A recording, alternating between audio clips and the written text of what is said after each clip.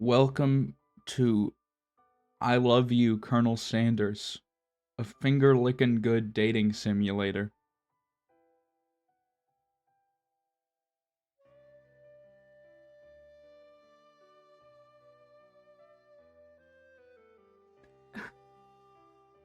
I'm seriously doing this.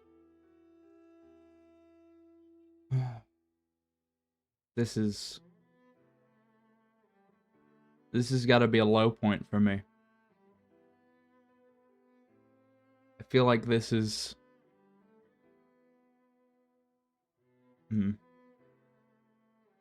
maybe I should stop talking about it and just play the game.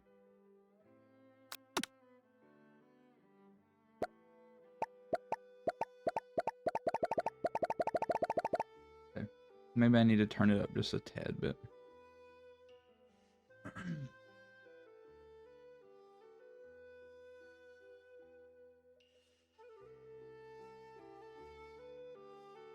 We'll put it on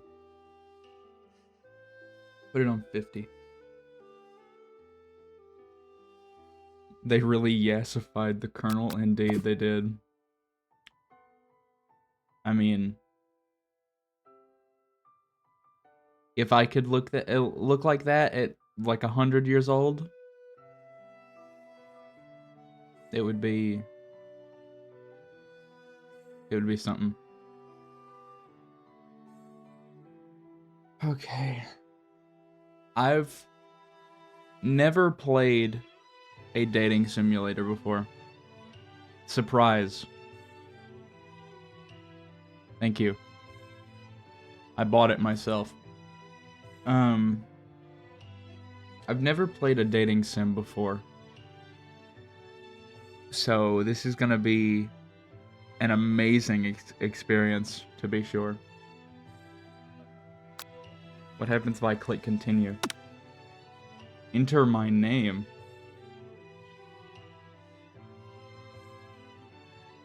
Can I just do that? Or should I leave out the tildes and just do the one letter?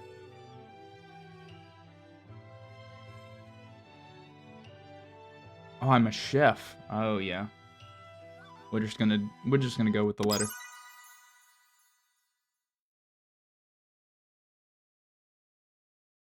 Okay.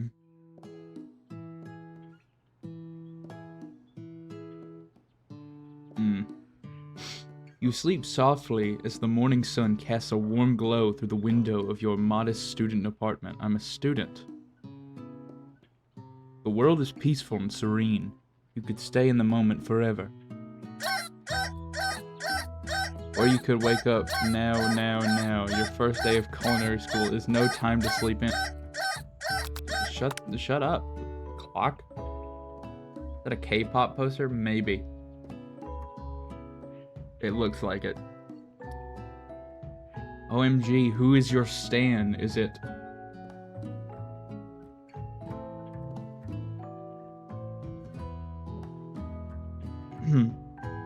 Lying in bed, you stare at the ceiling, thinking about everything that awaits you at the prestigious University of Cooking School. Academy for Learning. It's a mouthful. What is this? What is this popcorn bucket? Oh, that's the settings menu. Okay, I'm gonna turn down the music a bit.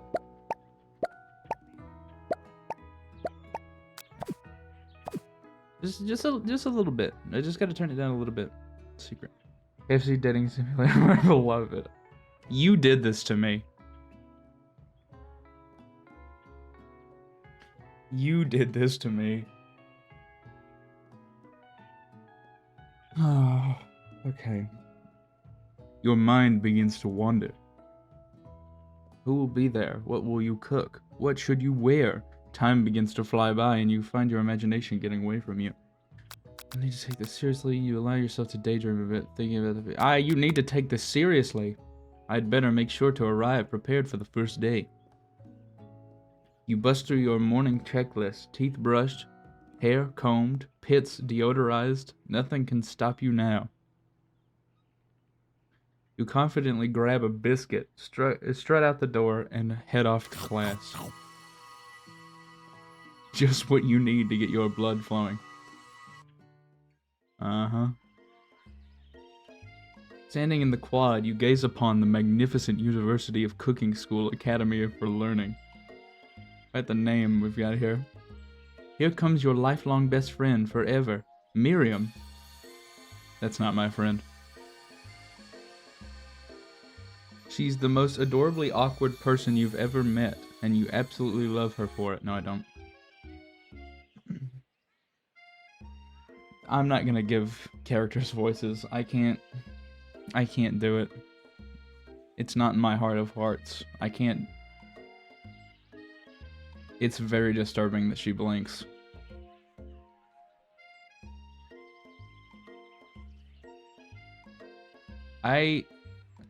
You know, I was thinking the same thing, but I wasn't gonna bring it up. Why do her hands look like that?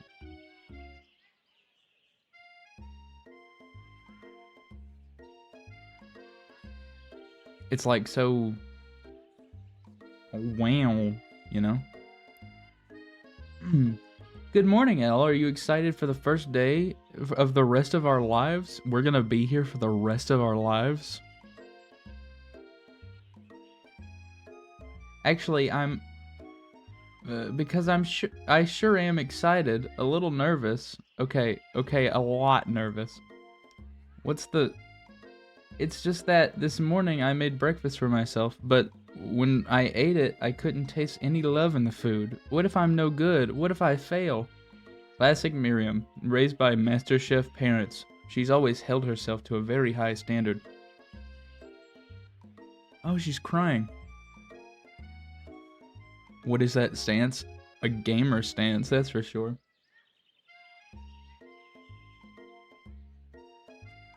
Ever since we were little babies playing together and you rescued me from that quicksand box, it's been clear to me that you're the most loving, caring person I know. You're going to do great. But with University of Cooking School, Academy for Learning's famous 3-day-only semesters, I'm afraid of being left behind and never catching up. A sweet girl, Miriam has always had a flair for the dramatic. This summer, she got so nervous about her first kiss that she chipped a tooth practicing on a mannequin. Okay. Should you pep talk her or change the subject to give her some relief?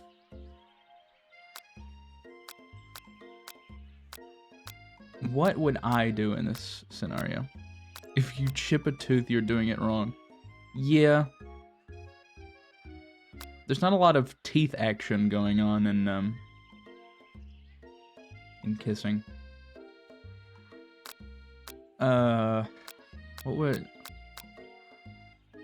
Part of me wants to change the subject, but I'm gonna pep talk her. Remember last month when we saw that fortune teller and had our tarot cards read? The lady with the mask who gave me nightmares? I've been trying to forget. I know she looked spooky, but she was so sweet, and she told you that you were destined for great things. I can't read. This was a bad idea. As a person who can't read, I have to read everything in this fucking game. Remember that card with the fancy-looking tower and that other card featuring the handsome fellow in the red suit? I've been waiting for so long to meet a handsome fellow I could call my own. And I'm sure you will soon. In no time, we'll be graduating and you'll be delighting the world with your heartfelt cooking in no time at all. As you talk Miriam up, you can feel her nerves begin to ease. You know what? Maybe everything will be okay after all, and if not, at least I have these killer bangs.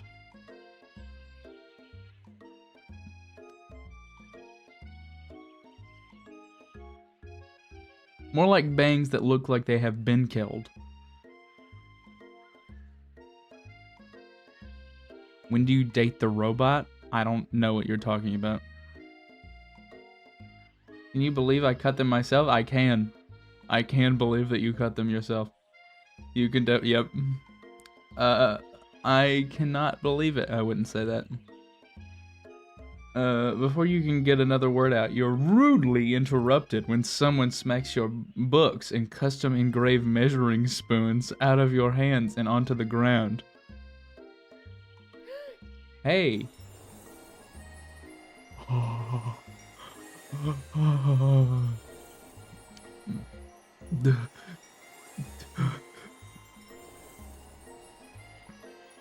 Alright, listen.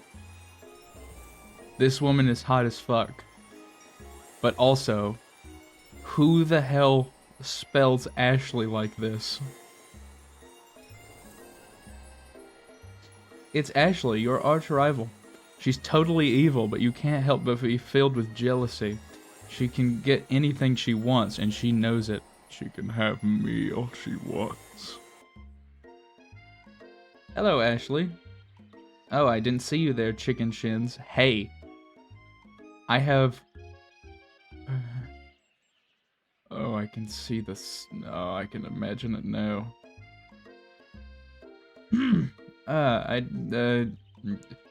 You leave Elle's shins alone. They're perfectly normal shins. Thank you, Miriam.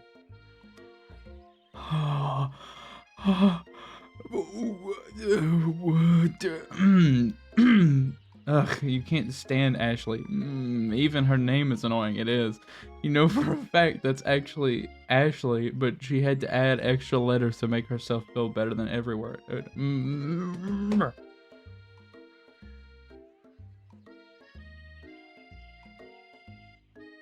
Did I write this game? I feel like I wrote this game. If anyone here knows what perfect shins look like, it's us. We're not going to let you or your really weird insults get to us.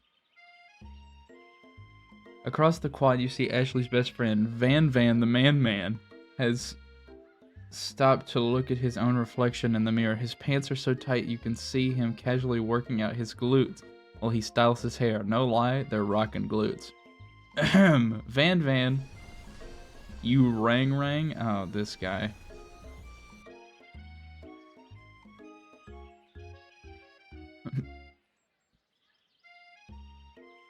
Why is he a JoJo character?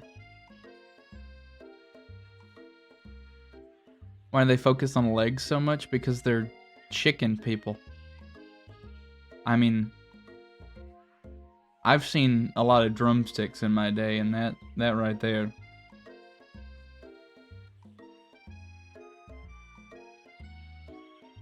She's got the whole KFC bucket going on, you know? She got the drumsticks, she's got the breasts, she's got the wings. This guy, I don't know what he's got going on. You've never been sure what their arrangement is, but as long as you've known them, Ashley and Van have been just as close as you and Miriam. It's too many big words, KFC dating sim. It's sometimes more devious. Okay. I can't believe that University of Cooking School Academy for Learning would ever allow people like you to attend as students. I know, right? You'd think they'd just hand us our diplomas now. Or maybe hire us on as professors. You amateurs could learn a lot from us. With the first day of school about to start, there's just not time to properly tell these two off, so you resist the urge. Let's go, Miriam. Psh, see you later, losers.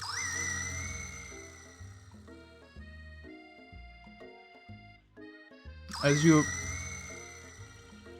approach the door, you see a goofy-looking kid pushing hard against the window directly next to it.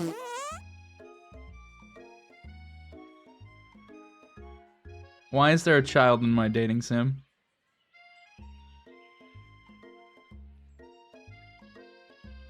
Pop.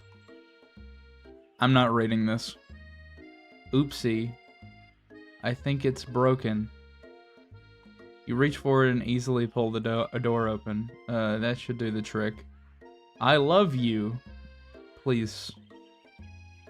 Please just think you mean thank you. My name is Pop. I was named after my Pop. He's old. Thank you for the follow.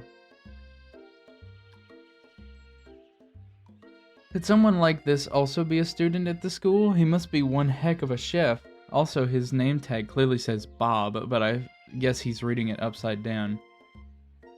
Hi, Pop. I'm L. So, are you going to make me hold this door all day? Nope. And with that, the young man walks into the building ahead of you. Is it just me, or is he kind of cute? Miriam, not helping the situation. I think it's just you. You both shrug your shoulders before following him into the building. Who is this fine gentleman?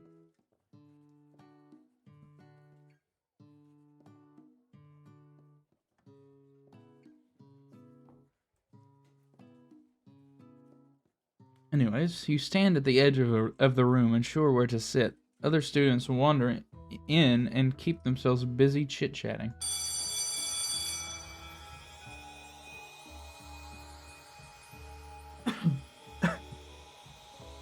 A scruffy-looking pooch takes his place at a podium at the front of the class. Adorable. Sprinkles. Now, quiet down, everyone. Who is this unreasonably cute pup, and why is he in our culinary class? Alright. Children. Dogs. What's next? Old man. Oh, wait. I realized that Colonel Sanders is like the final boss of this game.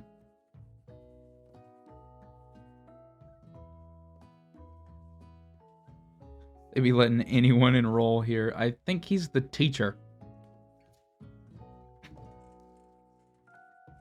Who is... I already read this.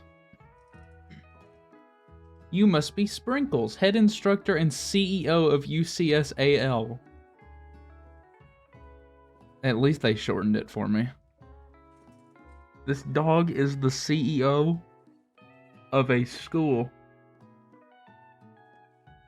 Okay. Please call me Professor Dog. I may be cute and little and fluffy, but I still demand respect. I'm not barking. I don't want to get that clipped. What? A cute dog is our professor? This is the best school ever. I guess only a dog's nose is capable of picking up all the nuances of fine dining. Out of nowhere, the wind begins to rush around you as a swirl of cherry blossom petals fill the air inside the classroom. I'm chilly. Someone close the window. And then, he walks in.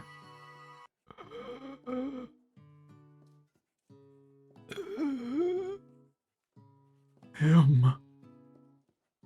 You're immediately swept up in the aura of this new student and his remarkable goatee. Who knew anyone could be so handsome? Time stands still. It's him. It's... If it isn't my favorite student, Harland. Colonel Sanders interrupts Sprinkles. Sorry, Professor Dog, before he could finish his sentence. Alright. Do I read Harlan's messages in a country accent?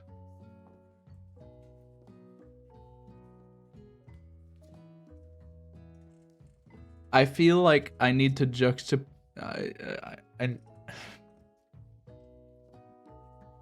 I think I need the juxtaposition of him looking extremely hot and then being the most southern man on the planet. Because they can't be one and the same.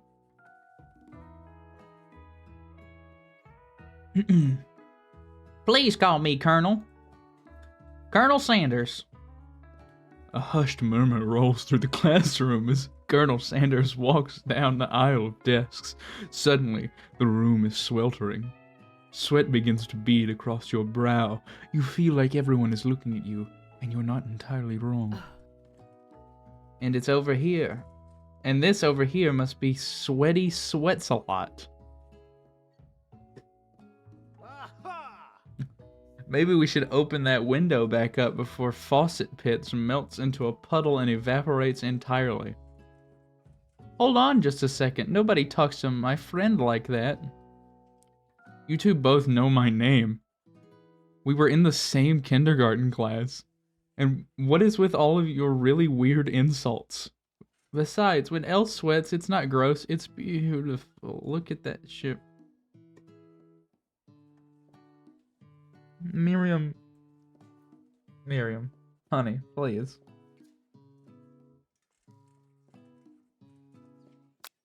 You're making yourself look like a fool. It's a good thing you didn't forget about that deodorant this morning. This classroom is hot, hot, hot. Ellipses. Professor Dog steps in to settle the class down and set some ground rules. Welcome to University of Cooking School Academy for Learning, the greatest culinary academy in the world. The birthplace of culinary legends, past, present, and future. Many challenges await you. There will be tears, there will be blood, there might even be really adorable tiny food. And when all is said and done, there will be a battle. You will lift your sporks and compete in the broom cooking arena. Just then, another student enters the classroom, interrupts the professor's rousing speech.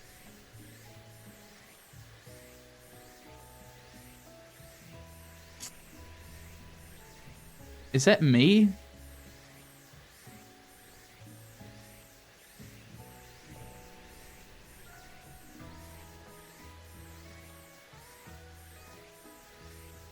That looks like me. I'm disturbed. He's got the middle part, the blue eyes, the bushy eyebrows. Hi guys, sorry I'm late. I hope everyone had a good summer. I really Quiet!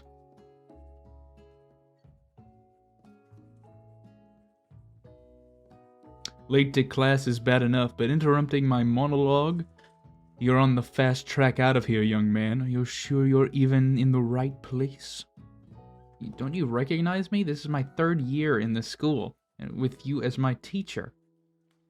Everyone stares at him blankly. Does no one remember me? You're expelled if you utter one more word before I finish. Let that be a lesson to you students that tardiness is unacceptable. Even Clank made it in here on time, rolling halfway across town on his tiny wheels. You turn to see the student Sprinkles is referencing, who appears to be some sort of industrial kitchen appliance.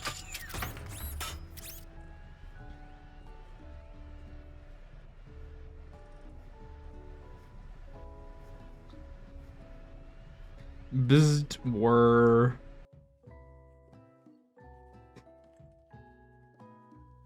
You telling me I can fuck this thing?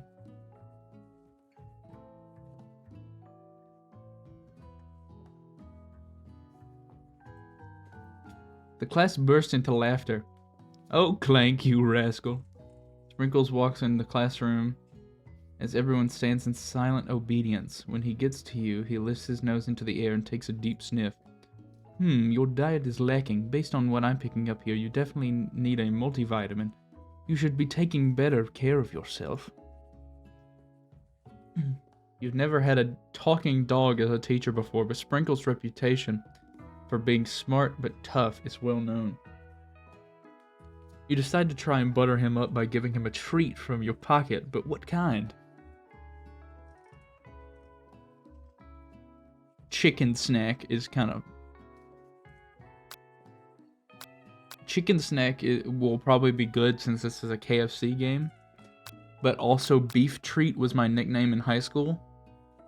So, I'm kind of tied on the two. So I'm going to do neither and do rubber ball. You reach beneath your apron and return with a rubber ball in your hand. Sprinkle's eyes go wide as he locks onto it. You toss the ball and he bounds after it, grabbing it in his mouth and swinging it from side to side before dropping it. The thrill passes quickly. It's not clear if that endeared you to him or not.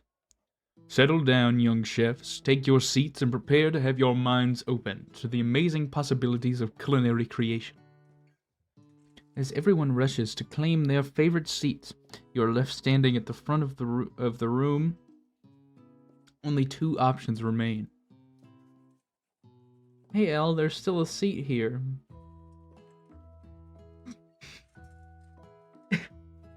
It seems no one has claimed the seat next to me if you're interested. 2 good options, but which will you choose?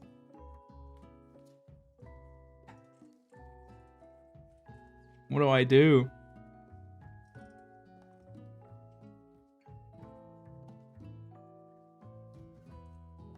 I'm tied here because like Colonel Sanders is hot as fuck. Like I would do him instantly, like no questions asked. But I'm straight, so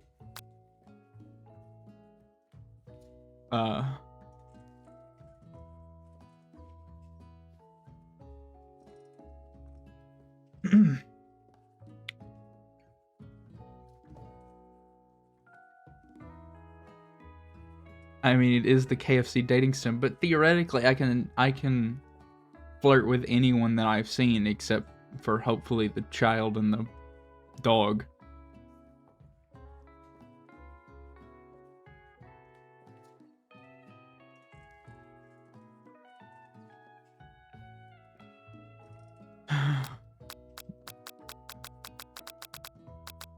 I don't know. Which one do I do? Which one do I do? I feel like I've gotten a vote already for Colonel Sanders. But she likes your sweat. That is true.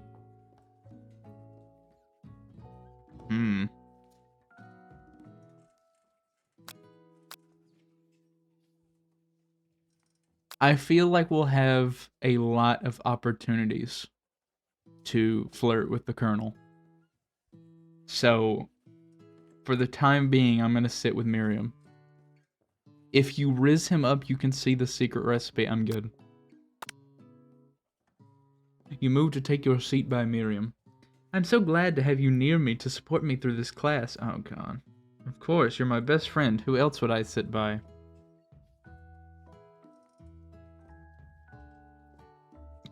Colonel Sanders? He has such a magnetic personality, and here there's a seat open right next to him. If you had sat there, you might have gotten to know him a little better. I don't know if I want that, to be completely honest.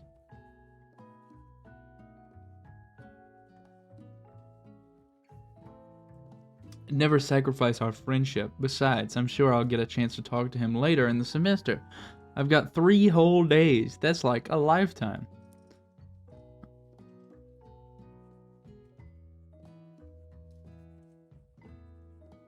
I was reading that pie back there. It didn't look like it was right. Cause that looks like a 2 to me. It's 3.14159265359. But that looks like 2171592655359. Wait, no. That looks like 2 again. I don't know. So you say, but now that Miriam mentions it, that Colonel Sanders is just so darn dreamy.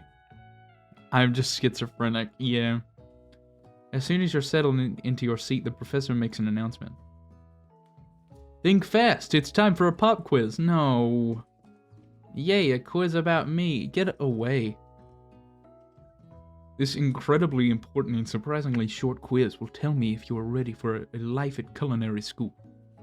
Keep your knives sharp and your focus sharper. Here comes question number 1. If train A is traveling to point B and train B is traveling to point A, how important is it to wash your hands before cooking?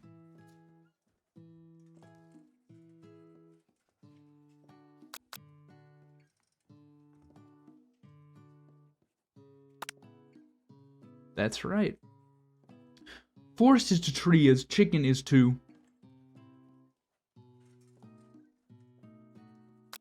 feather? That's right.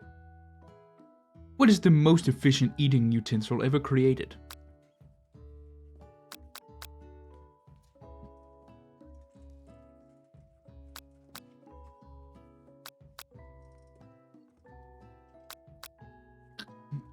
Only a spoonful.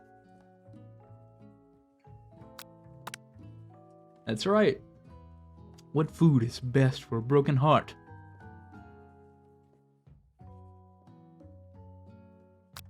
Anything as long as it's prepared with love and not too much salt. Camel meat. Is Sprinkles a good boy? He's a talking dog that teaches at culinary school. He is the best boy. That's right. Your total score is 5 out of 5. Wow, be honest, did you cheat? You look up to see that Colonel Sanders has been watching you tally your score. He's impressed. Not again. I know we just met, but I have to confess, I think you have a beautiful brain. Hot diggity, L. You just scored some major Colonel Sanders points with that performance. May I have your attention, students? I have an important announcement to make. Time for lunch. Wow, the cafeteria is as nice as any restaurant you've ever eaten at. It makes sense that a school dedicated to cooking would also be serious about eating. The Stewart Cafeteria, established 2015. Who's Stewart? A delicious fragrance wafts through the room and tickles the end of your nose. Your mouth waters. No, it doesn't. You smell that? That must be our lunch. It smells crazy good. Everyone, can I have your attention? Is it about lunch? No, I just wanted to apologize for my tardiness, you see. I was... Howdy, folks. I'd like to make an announcement. Hey, It's about lunch. Everyone cheers. But I... Shh. Lunch, lunch, lunch. She said shush. In honor of the new semester, I've prepared something special to share with everyone for lunch. That must be the smell I smelled. Indeed. That smell? You hold your breath. Waiting to see what food this mysterious student has created. You've heard that he's very talented, but were the rumors true? Is this? Colonel Sanders lifts a large bucket above his head. Its contents glimmer in the light. Piled high are huge pieces of chicken, breaded and fried to a crispy golden finish. The aroma envelops you, and you begin to feel warm and safe. Colonel Sanders has filled a bucket with chicken. What a novel concept. Your stomach begins to grumble as if to say, stop thinking and start eating. For years, I've been developing a secret recipe for the perfect fried chicken. By my calculation, nothing less than 11 herbs and spices are required to achieve the perfect balance of flavors. You look around and notice that every other student has a pen and paper and is scribbling notes as fast as they can. But that's all I said about that. What? You think we want your stupid secret recipe, dude? Pshaw, nah, my dude, nah. I'm just, drafting a last will and testament in case one of those ingredients is, poison. Got him. He looks around nervously to see if anyone else is laughing at his sick burn. You wait to see what Zinger Ashley has prepared to follow up, but she suddenly takes a different approach. Yeah, and I was just, like, writing in my diary. Dear diary, today I smelled something beautiful. I knew at that moment that only the hands of a true gentleman could fry chicken so tender.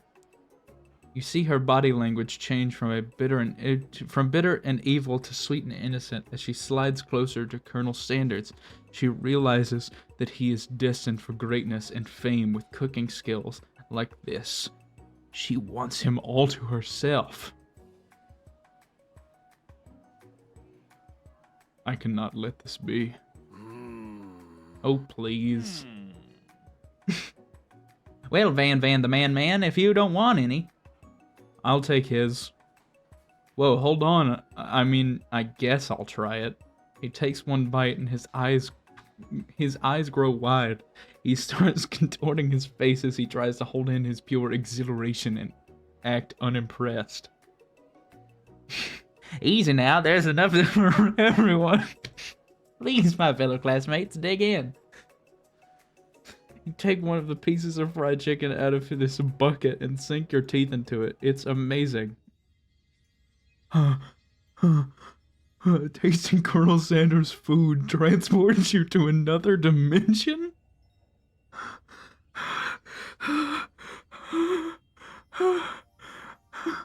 Alone with your taste buds gripping a drumstick in your hand, you float weightlessly.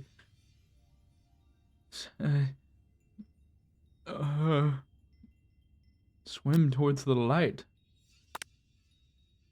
Somewhere up ahead, a bright light beckons you. The flavors are so intense you become wrapped up in them, unable to resist. You reach towards the light, it grabs your hand and pulls you closer, closer, till your fingertip connects with the end of everything. You are forever lost in the land of tender fried chicken bliss. Your mind dissolves. There is no L now. There is only herbs and spices. Though Miriam tries to revive you, she cannot. Game over. Try again.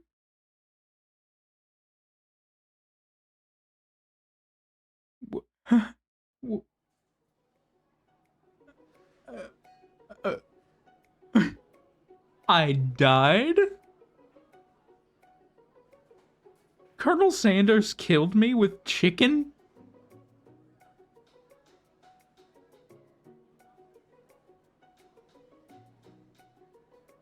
I feel like that doesn't really bode well for him.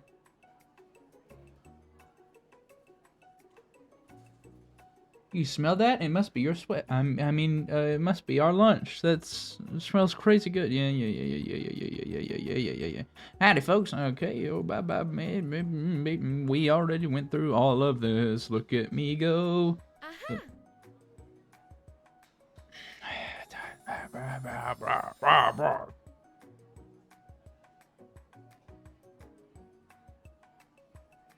Hold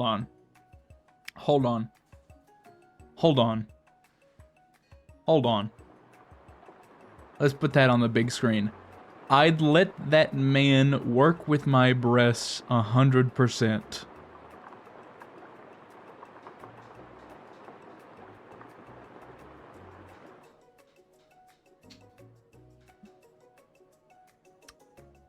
Had to make sure I got that for the recording so I can zoom in really big.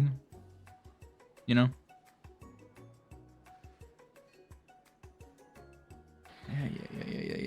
Yeah.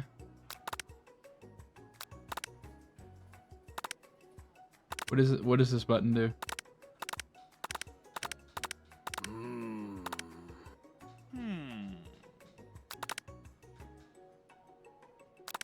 I don't know what this button is doing. I will be down bad for the Colonel all day. Okay. So I'm gonna...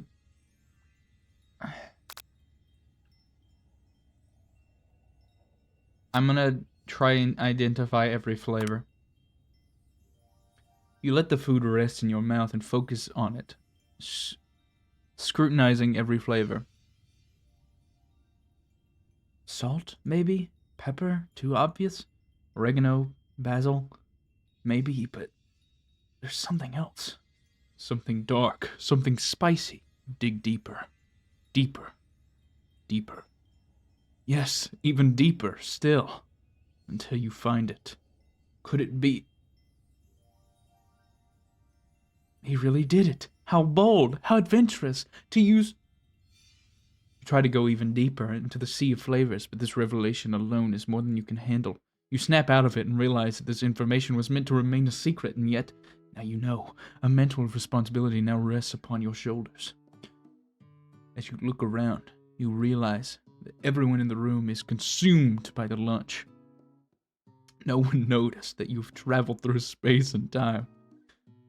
After tasting his food, you try to get some one-on-one time with Colonel Sanders. You approach Colonel Sanders. Colonel Sanders smiles ever so softly as you approach.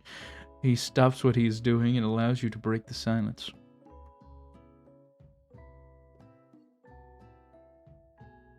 Colonel, I wondered if I could talk to you for a second. Anything for a fellow chef. What exactly was on that chicken?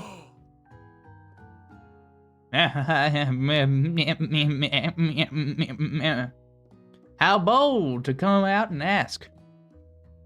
It is an idea I had for a new combination of flavors that will make me my fortune and establish my legacy for all time as I open a chain of highly successful fried chicken restaurants. No big deal. It's just you and me here talking. I can keep a secret, and in fact, I've got some of my own that I'd be willing to trade. Was that a goat? Yes. What's the rush? The semester is only getting started. We've got 2 more whole days to get to know each other. He's clearly not going to give it up easily, but it doesn't hurt to be persistent. You know what they say about our secrets, Colonel? Shouldn't learning be fun? Aw. You've got moxie, I'll give you that. This is the worst decision I've ever made in my entire life. Colonel Sanders looks both ways to make sure you're truly alone, and then leans in. You can feel his warm breath as he whispers.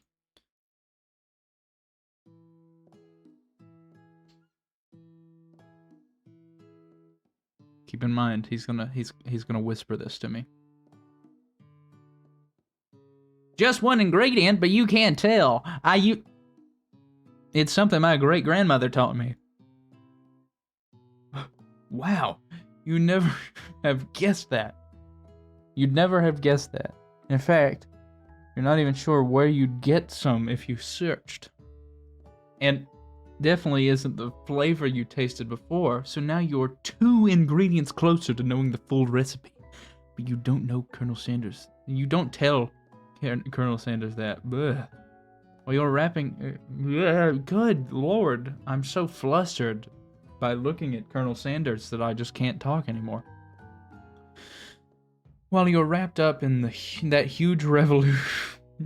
God, let me read for once in my life.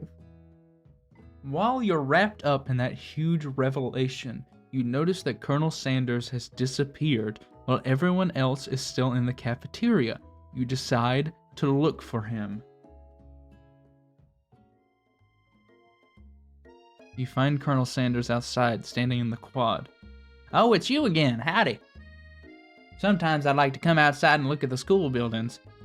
I think about how my story will continue on after I've graduated. It sounds like you have big plans. I dare say the biggest. I will leave my mark on this world. You can bet on that. Alone together for the first time, you figure now is the perfect moment to show your personality to him.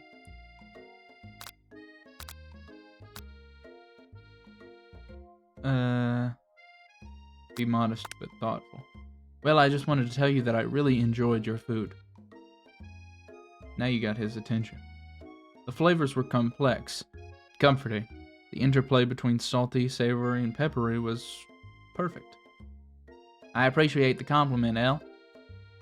I'm sure you'll be a big success. I know we've only met today, but I'm starting to get the same feeling about you. We should head back inside. The next lesson starts soon.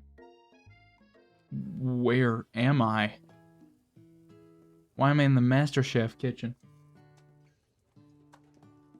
You step into the massive cooking arena where the afternoon lesson will take place. Each student gets an oven and all the tools and ingredients they could need. Look at this place. It's magnificent. Finally, we get to show our stuff. Wait a second. Oh no, we have to show our stuff. What if I totally blow it? You will. You're not going to blow anything except me. Except maybe kisses to the crowd of fans you're going to earn with your signature adorable tiny food creations.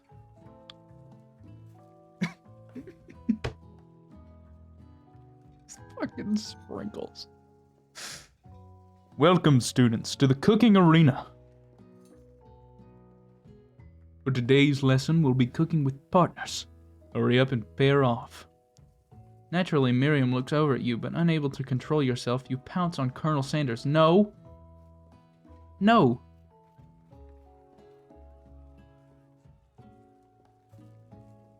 Hey, Colonel, would you like to tackle this lesson as a team? A team of 2, that is. Me and you, if that wasn't clear. Want to be my partner? Aw. Sure, El, I'll prepare our station. Without you as a partner, Miriam is left standing all alone. 2 different students quickly take notice. No, you should have given me the choice, game. 0 stars on Steam, frankly. 0 stars. Oh, no. Oh, no. Hello, new partner. Beep boop. Bling. Oh my, 2 potential partners. I'm so sorry, gentlemen, but I don't know who to choose. Looks like you have to pick for her. Friend duties can be a little bit awkward, but that's the price you the price you pay for not being alone forever. Who do you want to ask to be Miriam's partner?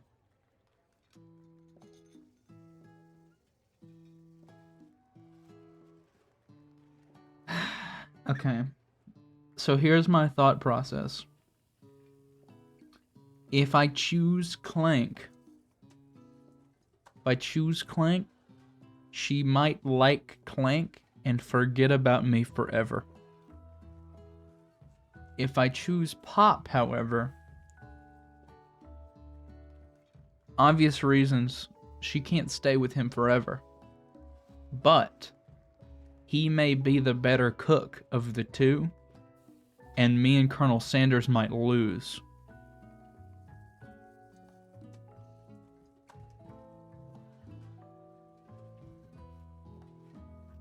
That's where my brain's at right now.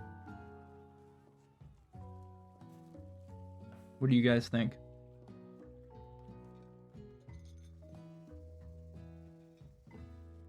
Should we choose Pop or should we choose Clank? Clank. Okay. All the way. Okay. Alright, here we go. Clank time. Sorry, Pop, but I think Miriam will be partnering with Clank today. It's okay, I already ate. It's not entirely clear if Pop has any idea what the point of school even is at this point, but at this juncture, not point. Clank is clearly excited to have some attention. He heats up and begins to roll back and forth. Morp, morp, morp. Hold on there, fella. We don't even know the assignment yet. Technically, Clank might not have a face, but there's something charming and earnest about him. Bzzzt. Tissue? I hardly know. I'm glad that I chose Colonel Sanders. I'll say it. I'll say it.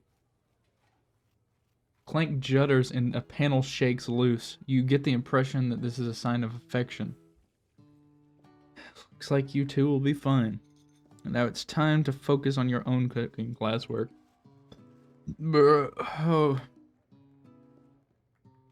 Oh. Alright, you two, for today's lesson, we're going to keep it simple. Pick a basic dish, and divide up the steps. No chef is an island. It takes 2 flints to make a fire. You get the idea. Which dish do you suggest to your partner, Colonel Sanders? Steak tartare seems easy enough. It's fancy and you don't even need to cook it. Using octopus will blow Colonel Sanders' mind. Your grandmother's mashed potatoes and gravy. I feel like I know what the answer is supposed to be, so I'm just gonna go with that.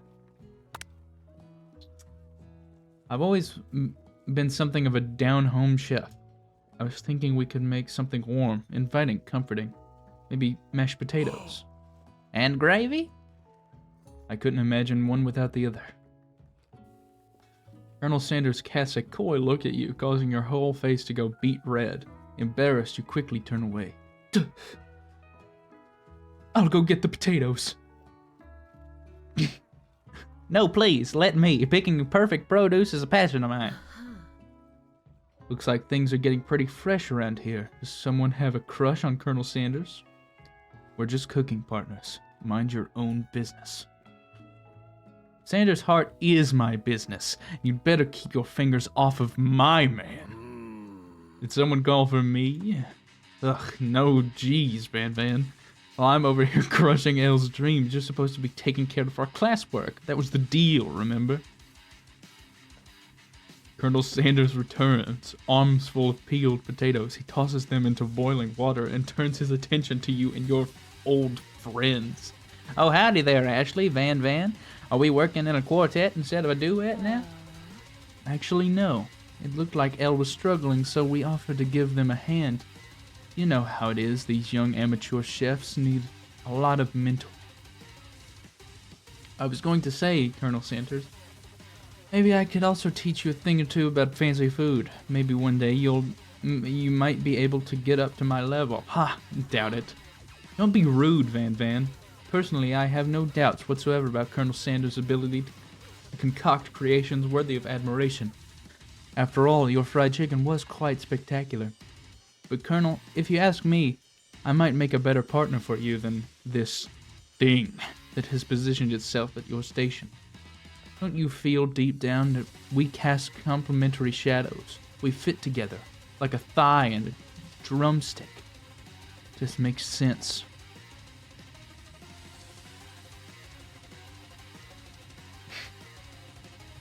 Nothing about this makes any sense. Frame that line right there. Nothing about this makes any sense. It's this entire stream. But one thing is clear. She's coming for Colonel if you don't watch out. Ashley is really going at you hard. You need to ask for some backup here before things get ugly.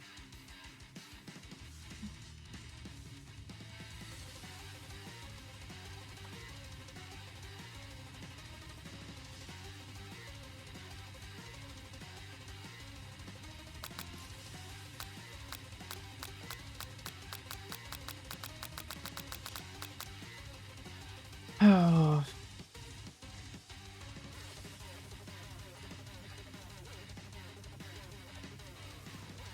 I feel like Colonel Sanders is a nice enough guy that if I went to Miriam, both Miriam and him would have my back, but I'm worried if Miriam will even like me at this point because the game made me pick Colonel Sanders immediately.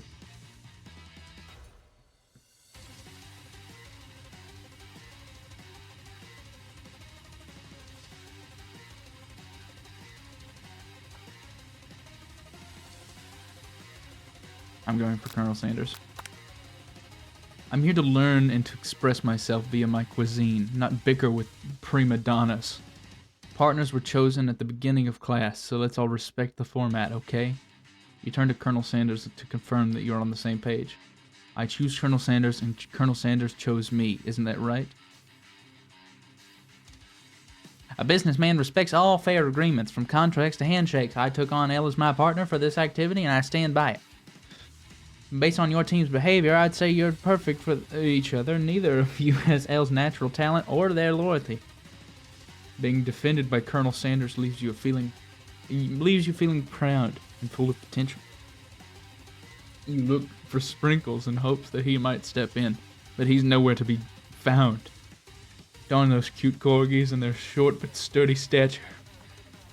You look down at your station and realize that in the tension of the moment, your hands have been cooking on autopilot. Distracted by the drama, you've already crushed the boiled potatoes into a perfectly creamy mashed texture with plenty of butter and cream for flavor. It's as if your natural passion guided you through the steps you know so well while your attention was elsewhere. I know just what to do. Colonel Sanders extends his hand.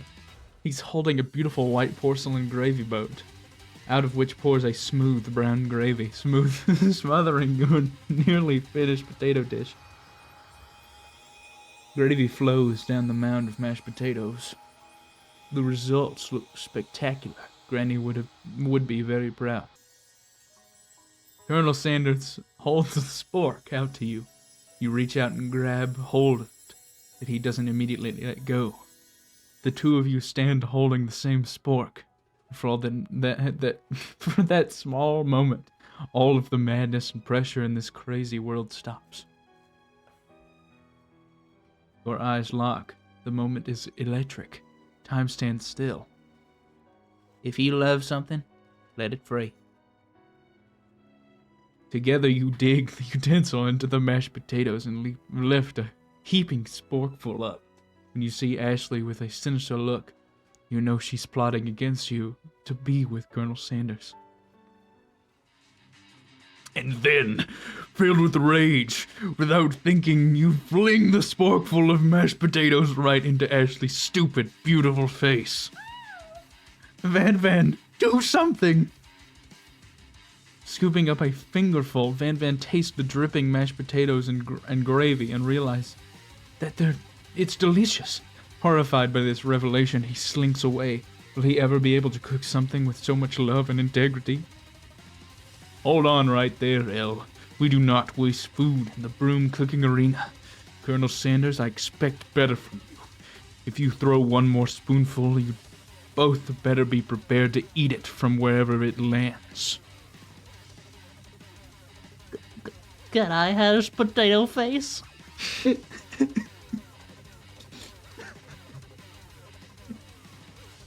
Look at this duo right here. These two should have been partners. Why is he holding his hand like that? What is this? Van rushes back over, a covered dish in his hand. Oh!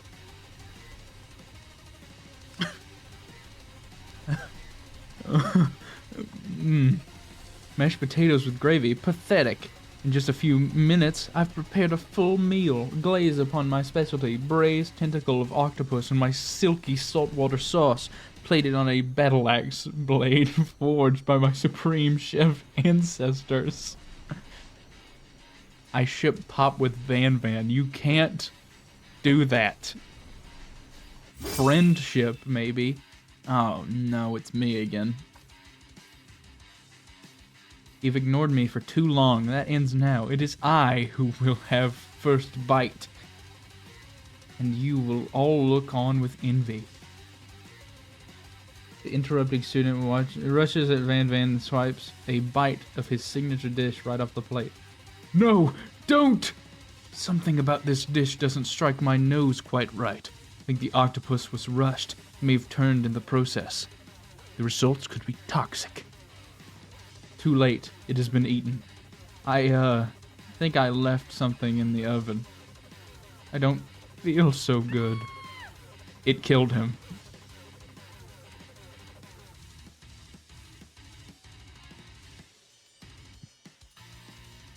It killed him.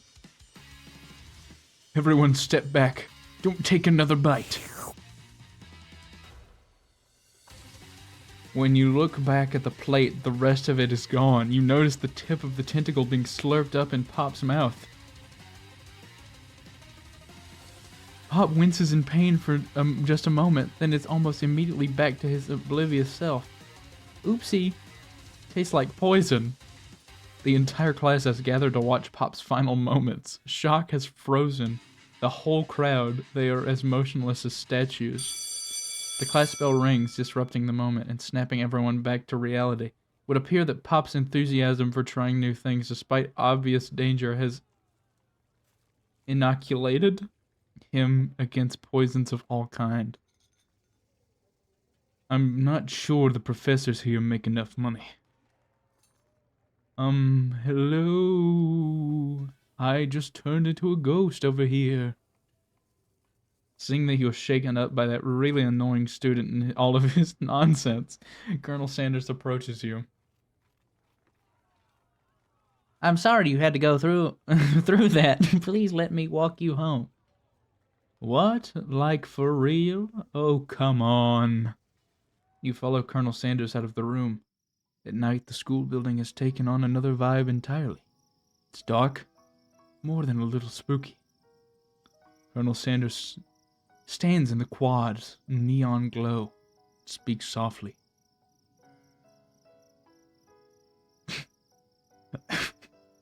Those mashed potatoes you made in class today.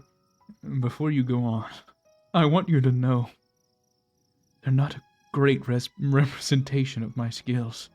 I didn't even realize I was making them. They were amazing.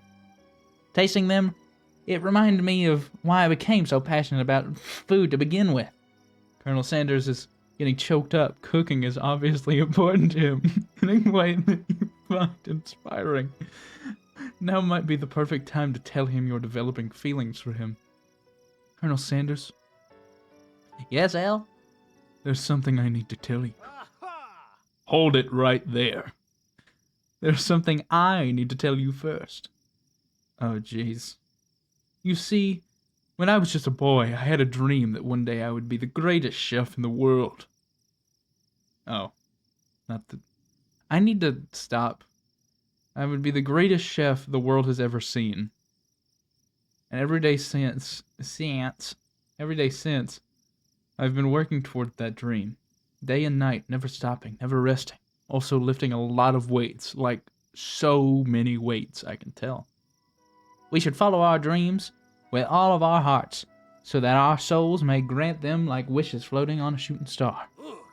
Hey, no, you, shut up. Thank you. I'm the one here to say inspirational stuff and be the star of the story. Are we forgetting that your cooking literally killed a guy? You can't prove that. I also saw you kill that guy. What was his name?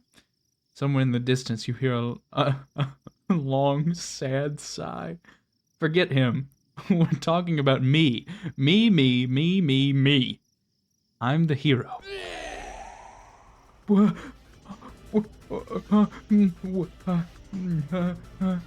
Spork monster is here to fight a hero. I think I left the fridge door open. Later, nerds. How dare you threaten me just as I was letting down my guard and connecting with another chef on an emotional level? Be afraid. Be very afraid of me because I'm a monster, see? Is he rhyming on purpose or is it just a coincidence? But before you can discuss syntax any further, it's a turn-based fight sequence. Oh no. What will you do? Attack, obviously. You decide to go on the attack. Which attack will you use? Cook with love. Cook with love does 1 damage. It just got real. That attack really upset Spork Monster. Spork Monster goes on the attack. They spit hot gravy at you. You take 1 damage. Defend. You decide to defend. Which defense will you use? Trepidation. You continue to stay back and endure whatever comes your way. Seems like a pretty weird strategy, but okay, sure, you do you. Spork Monster focuses their meshed mind and draws in energy from Mother Earth itself. They grow larger and more intimidating. How will you respond? Attack! Which attack will you use? Cook with love. Cook with love does 1 damage. Spork Monster is no quitter. Buffed up and ready to rumble, they go on the attack once again. Spork Monster uses Utilitensel. You take 2 damage from the attack. If you take much more damage, you are not going to survive the battle. Attack! You decide to go on the attack. Cook with love. Cook with love does 1 damage. Spork Monster is oozing cheese sauce into the lawn of the quad. I wonder who is going to have to clean that up. Feeling invulnerable, Spork Monster prepares its ultimate attack. Rounded Edge. Vile villain, your reign of terror stops here. Colonel Sanders summons the energy of 1,000 chickens. Hot pie power pinch! Pie power pinch does 10 damage. Spork monster is defeated. You saved me. The injured spork monster spews steam into the night. Forget mercy. Finish him. No student will ever walk the quad in fear again. This monster messed with the wrong chef. Attack. You ready your final attack? You'll never survive my student debt loan destruction. Student loan debt destruction does 10 damage. Spork monster is completely vaporized. Colonel Sanders looks on in awe. You continue to surprise me, El.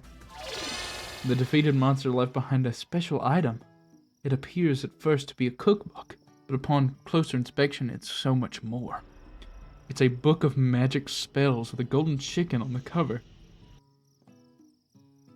You open the cover and find a library card tucked inside.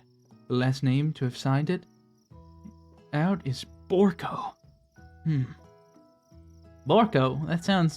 That name sounds strangely familiar. Your blood is pumping as you stand in the quiet of the night, holding the mysterious book in your hands. As you come down from your battle bus. The battle bus? You realize that your final attack has left you completely depleted. The world around you begins to fade away. Without any energy to keep your eyes open, darkness overtakes you. The image of Colonel Sanders flashes before your eyes as you fall asleep. He must have helped you get home in your tired state. You don't know if you could have made it without him. What a guy. How did that escalate so quickly? No clue. You want to thank him, but you don't have the strength to utter a single word. You feel your covers being pulled up over you as you are tucked in tightly. Good night, my Colonel. In your dreams, you're together with Colonel Sanders for some reason. Sprinkles is also there, instructing your love. Dreams are weird. Oh, everyone's here. You wake on day 2 and attempt to process the wild visions you had. Were they memories? Premonitions? You lie in bed and stare at the ceiling, thinking about the secret you discovered while tasting Colonel Sanders' cooking yesterday. You can't believe he really used. And then there was that secret ingredient that Colonel Sanders went ahead and told you outright. Not much of a secret, huh? It's probably just because he already trusts you so much. Sure, that makes sense. We'll go with that. You meet up with your bestie in front of the school. Before you can tell her about the encounter with a spork monster, she launches into a story of her own. Okay, I know this might sound a little strange, but I think I might like Clank. What have you done to me? I knew this was going to happen. I knew this was going to happen. It's okay. Like him? Like? I know it sounds like it's moving too fast, but there's something about him. I like him. Like him. We got to talking after class, and he's actually a totally sweet guy. Not only that, but he's really smart. He told me all kinds of stories about Colonel Sanders. Did you know that Colonel Sanders was the most popular kid in his high school? No, but that does make complete sense. Yeah, but he was so popular that he was voted prom king at a school he didn't even go to, and was also the convertible that he himself rode in at the front of the homecoming parade.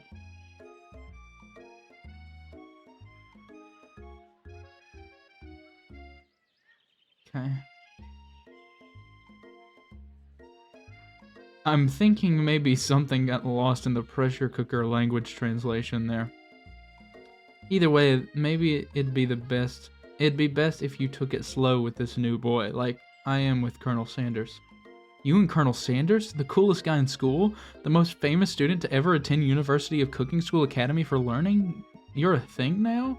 We definitely connected yesterday. Sure you did. You're great. Why wouldn't he be into you, I guess? Laughing at the implication that you and Colonel Sanders might be a thing is definitely not cool. You are great. You have an idea about how to prove that your love is real. Well, if he's not into me, why did he tell me one of his secret ingredients? However, you don't tell her that you know a second ingredient too, which you discovered on your own. Your bestie's eyes light up. A secret ingredient? Yeah, I just said that. A secret ingredient. Is there a dramatic echo in here? Miriam checks to make sure you're alone before continuing. Ellipses. Ellipses. So this summer, while I was on vacation with my family, a lovely man approached me in the botanical garden where I was wandering. This can't be good. He told me all about his passion for spices. Secret spices. The man even gave me some, to show what he meant. He said it was a powder created from super duper rare dried flower petals, and that if I did him a big favor, I could have some of my own. Please, Miriam, don't tell me. So I filled my suitcases with them and brought them home. He was so nice, he even met me at the gate when I arrived. Later, when I cooked with him, a very strange feeling came over me, and the flavor was unlike anything I had ever tasted. I think you're being very liberal with the meaning of spices here. Whatever. Anyhow, we both share an interest in cooking, so we've stayed in touch, you know, like pen pals. I bet he would love to know more about new spices. Well, I'm definitely not supposed to share Colonel Sanders' secret recipe. And besides, I only know the one ingredient, so I doubt it'd be much use to anyone. Please, please, please, it would mean the world to me. No one has to know it came from you or Colonel Sanders. What do you think? Should you protect Colonel Sanders' secret or share it with your bestie? Make up a fake ingredient. You quickly think of a fake ingredient name. I don't know, how about... It was Eye of Newt. I know it sounds like some kind of witch's potion, but what can you do? Eye of Newt? Wow. Her eyes light up. Imagining such a thing, and you figure that you've satisfied her curiosity and she'll move on. However, she immediately turns around and does some thumb typing on her phone that you can't even quite see. It's probably not good. Before you can ask her to confirm that she was definitely not texting secrets to other people, you're interrupted. A wind rushes in. Cherry blossom petals fill the air. It's Colonel Sanders. It's Colonel Sanders. He's arriving at school. And he's on a fucking horse. Stand back and admire his majestic glory. Colonel Sanders' horse is truly a thing of beauty. Without ever acknowledging that he is being watched, he does a short horse dance before dismounting with a flourish. He then slaps the beautiful creature gently on its rear, sending it running free into the countryside.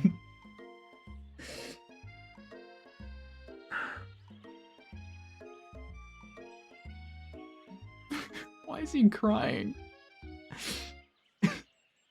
You are so struck by the sight of him that you lose the ability to speak coherently.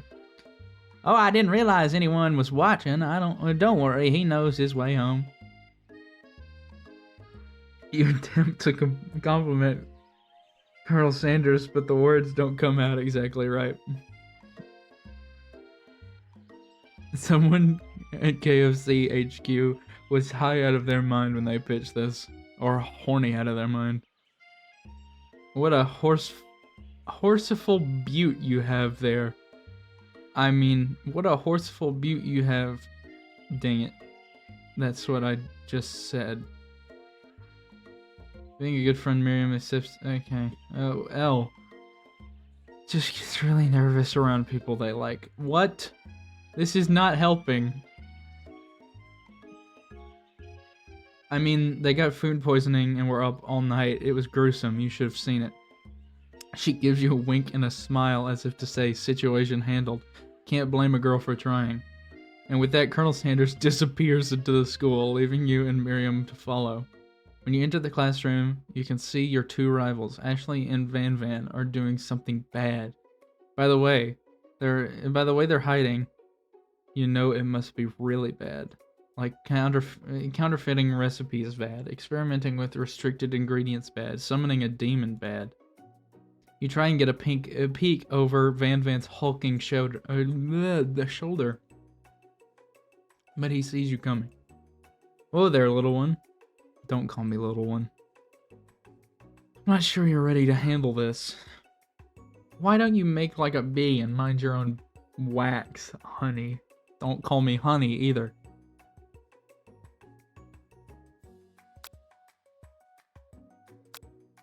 Tell them to stop acting immature. You immediately dress the rivals down for their immature behavior. Culinary school is to be respected. This kind of nonsense is a waste of everyone's time. Now you've upset them. Oh, and you're the emperor of cooking, are you? You make the rules? I do. I'm not sure you'd know a good meal if it ate you. Being the best chef in the world takes more than just culinary skills. It takes creativity. It takes patience. And it doesn't hurt to use a little evil. You finally get a look at what it was they were hiding, and you instantly recognize it. It's a book, just like the one you found after your encounter with the spork monster. That's the same book that I found last night in the quad. Ashley immediately elbows Van Van, who hides the book behind his back. I don't know what you're talking about. That book is a family heirloom, and its contents are secret. You notice that they haven't just been studying the book. They've got Pop pinned to the wall, and they're tossing potato skins at him as he tries to catch them in his mouth. We're playing, he. And before you can dig in any further, you're interrupted by the arrival of more students. It's almost time for class. Beep beep. Clank must be running late. He's in such a hurry that he rolls right over Van Van's meaty foot. Hey, watch it, you bucket of bolts. You watch how you talk to him. He didn't do anything. Bzzzt. Who do you think you're talking to? I've never heard such language, not even from a stand mixer. Wah, wah. No, your mother was a stand mixer. Van Van jumps to attack Clank, but Clank shocks Van Van, sending him flying across the room. Protect me, Colonel Sanders. These crazed men are about to come into blows. I think it must be over me, but I'm not interested in either of them. Ashley's tone has completely changed in an instant. She bats her eyelashes at Colonel Sanders. Surely he must know that this is a ruse, right? Gentlemen, get a hold of yourselves. Save it for the arena at least, or don't. Honestly, what do I care? I've got a lofty career aspirations to focus on. Maybe I can help you with your business plan. Just then, Sprinkles arrives to signal the true start of class today. He's panting, which doesn't seem that abnormal. He's a professor, but he's also a dog. I don't know. I don't know why he has...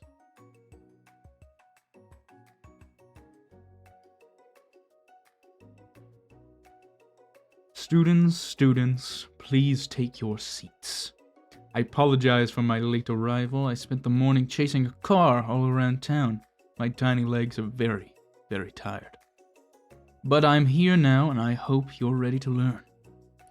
You try to give Sprinkles a pat on the head, but he snarls at you. Sorry. I get a little worked up if people try to pet me before I've had my morning coffee. Bet that'd be a lesson to you. After he catches his breath, Sprinkles regains control of the classroom. Without further ado, we'll review the global history of my favorite fowl, the chicken. You want to pay attention to the lesson, truly you do. Which is why in 1776, at the signing of the Declaration of Independence, it was chicken who first signed their name. But you can't help but daydream about Colonel Sanders. You miss most of the important parts. When you come to, Sprinkles is holding a tray of food in front of you. Well, El, naturally this appears to you simple platter. Oh, God, which item do you want to sample? A glass of water. A dog biscuit.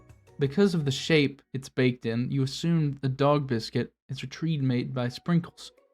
An example of his own culinary talents, perhaps? You reach out for it when Sprinkles jumps up and bites onto your cooking apron.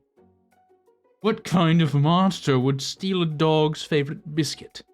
Your apron is in tatters. The entire class looks on in horror as you fall unconscious from the embarrassment. I never even got to taste it. Can this be the end? Getting between a dog and his bone probably isn't a great choice. It killed me? My professor killed me? Okay. I guess I'll do the pepper. No. Oh, no.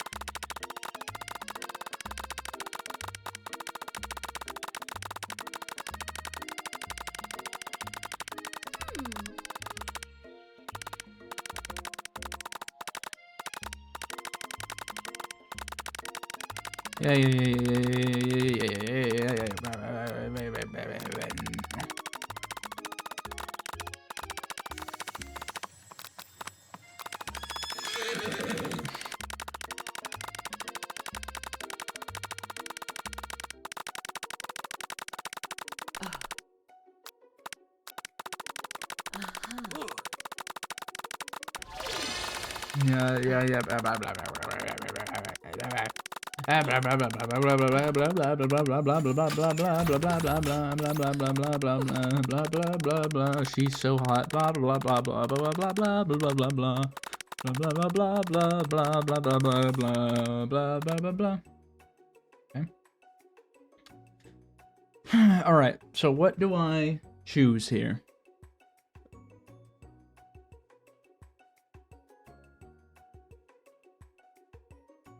I'm kind of thinking that this is going to kill me too.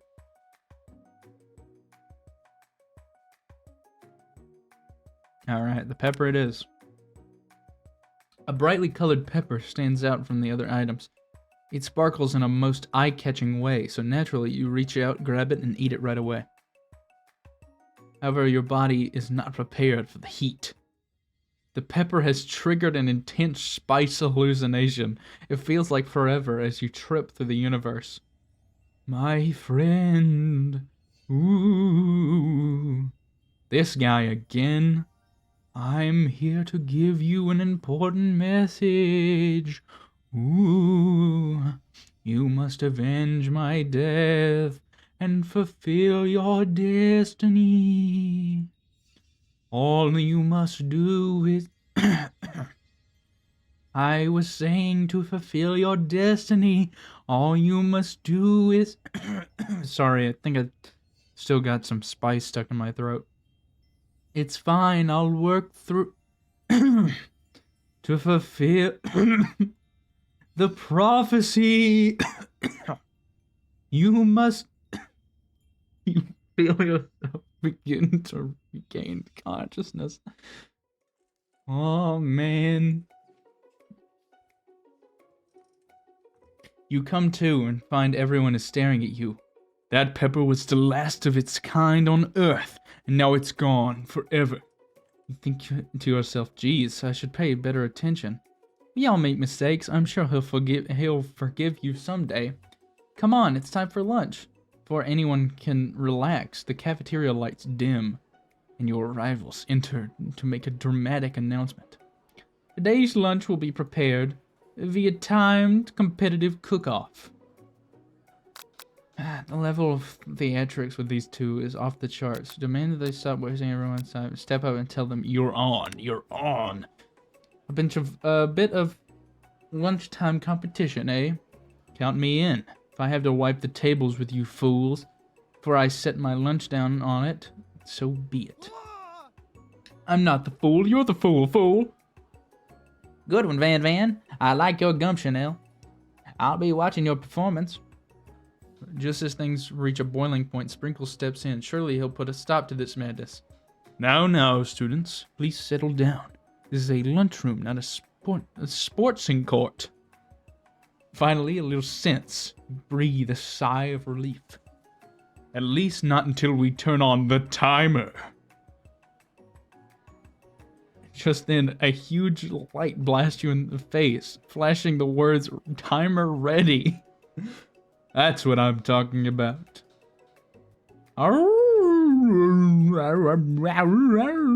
You know, I stand corrected. The hard way builds solidly a foundation of confidence that cannot be swept away. And that's an original quote by me. In case anyone was wondering, I hope its message lifts you to victory. Like a diamond, I was formed under pressure, and now it's my chance to shine. I will defeat you myself. You had his chicken and you made mashed potatoes and gravy on day 1, and you're feeling like you can really impress him again here. It's time to boil some water for the potatoes. Think fast. If the timer runs down, you'll be forced to pick randomly. 100 Celsius. That's right, but how would you have even gotten... Winner gets to rub my furry belly. Let that enticing offer motivate you. You're going to need to season this chicken before you cook it. You don't know Colonel Sanders' recipe exactly, but you have an idea. How many are 11? That's right. You might not know all of the ingredients yet, but at least you're heading in the right direction. Tail wagging intensifies. Now that you've got some basic steps going on, it's time to elevate your craft. What state of mind offers most flavors? Your gratitude. That's right, you must never take this opportunity for granted. If you hope to succeed, your classmates are rooting for you, but Ashley is simply stronger and faster than you. You'd better pick up the pace if you want to survive. When you were a child, your father told you to never forget where you came from. Every day you meditate on his advice and draw energy from that place. Now it would be a great time to find out where does that come from? The small town where big dreams are born. That's right, this is your shot. You're not going to miss it. You try to shut out the noise of the arena and focus on your cooking. What is the sound of success? Sizzling. That's wrong. No. Next question. You notice Colonel Sanders out of the corner of your eye. I believe in you, El. He's actually cheering you on. Which would be awesome, except knowing he's watching you makes you totally forget what you're doing. No, all you can think about is Colonel Sanders. How many spoonfuls of gravy where...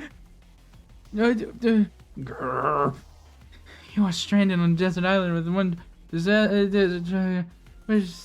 what a hunk.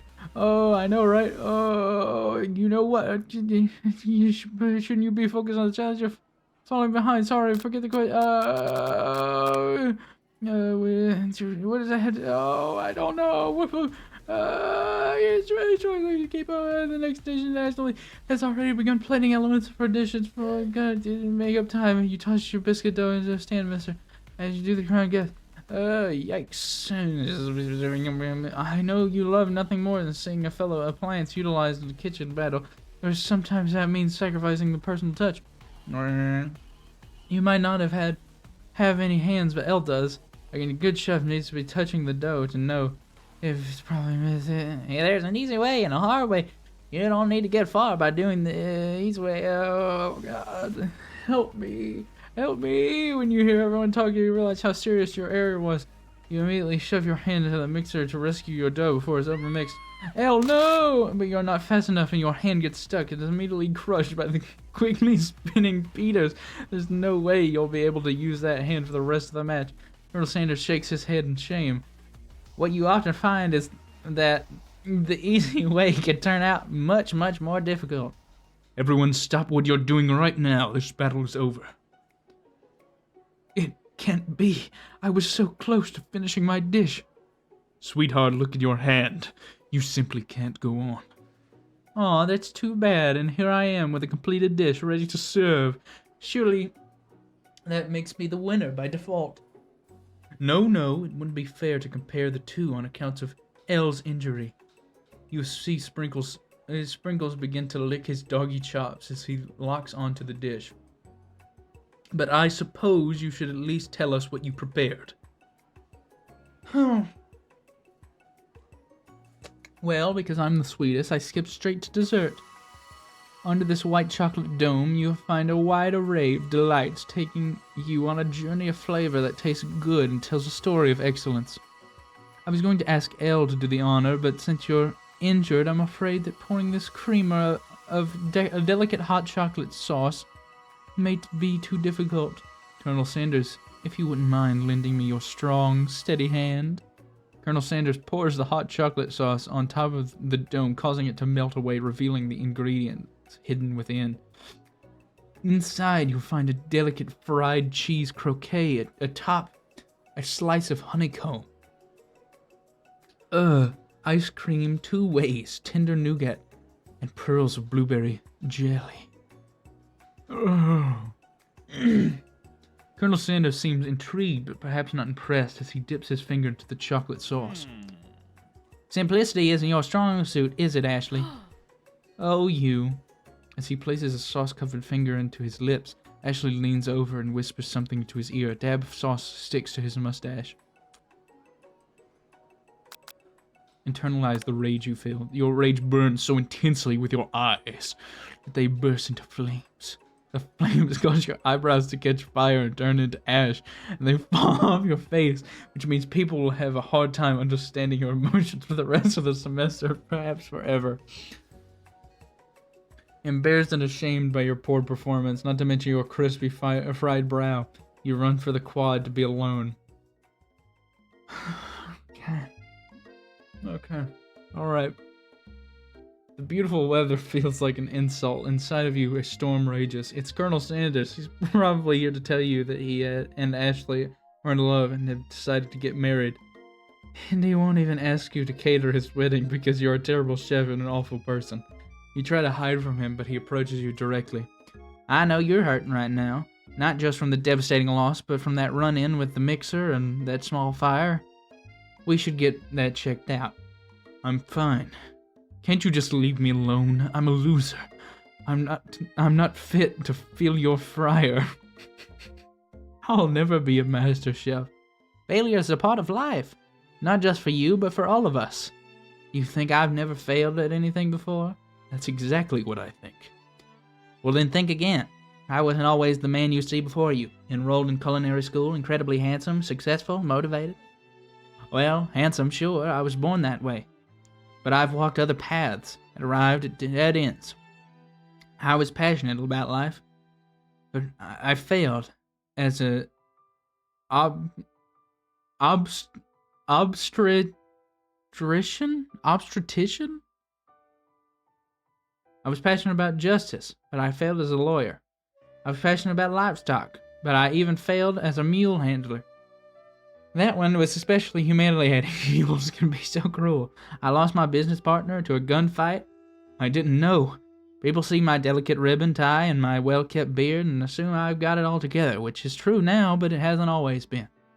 Sounds like this guy could really use a hug. I resolved then that I was going to amount to something. No amount of hours, labor, or money would deter me from giving the best I had to give. As Colonel Sanders changes focus, you can see something ignite inside of him, a burning passion. One has to remember that every failure can be a stepping stone to something better.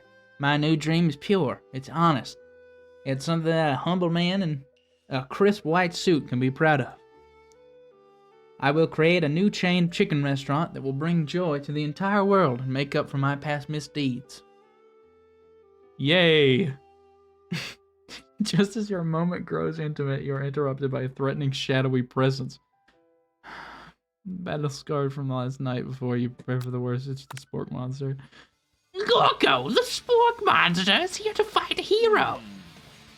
Is anyone else feeling a bit of deja vu? I'm sorry, Gorko, but I could have sworn we already battled you last night. That was Borko, my twin, and I, Gorko, am here to avenge them. Are you stronger than Borko? Well, we're twins, so no, not really. We're pretty much exactly equal in every way. Why do you ask? Colonel Sanders smirks. He's already on the same page as you. It was just that we beat Borko pretty easily, so I don't think you have much of a chance. Not to mention, I feel guilty. I'm really guilty about that. If I could take it back, I would. I think what L is trying to say is... I think what L is saying is... Can't we all just be friends? Life is too short making enemies. I suppose we really don't need to fight. It's just that I've gotten these pointy teeth and claws. All the better for enjoying tasty foods. Surely you'd like to eat, don't we all? Of course I do. Inspiration strikes you. Strikes, and you come up with a quick idea. I chomp on this. You toss a biscuit into Gorko's open mouth, and he devours it in one gulp. Delicious. You're much nicer than evil students who once upon a time turned me into this creature who stands here today. I don't believe it. You were a human once? Well, no. I was a chihuahua, but I was still a student at this school until one day some mean kids with a magic spell book cast a dark enchantment spell on me and I was forever transformed. A magic spell book? Precisely. Borko used to have a copy, but somewhere along the way I've lost it. If you find such a book, I beg of you, respect it. You're a powerful chef, and I shouldn't rely on such dark and evil magic. No, you should be protecting the innocent from those who would cheat them through sorcery and guile. If you need me, don't fear. I'll be there. It sounds like there are some bad cooks in the kitchen of life, El. Together, I'm sure we can defeat them. Come back to my hideaway and we can discuss. Hideaway? A personal invite. You can't imagine what Colonel Sanders' home must be like, but it sounds like you're about to find out. Stepping inside...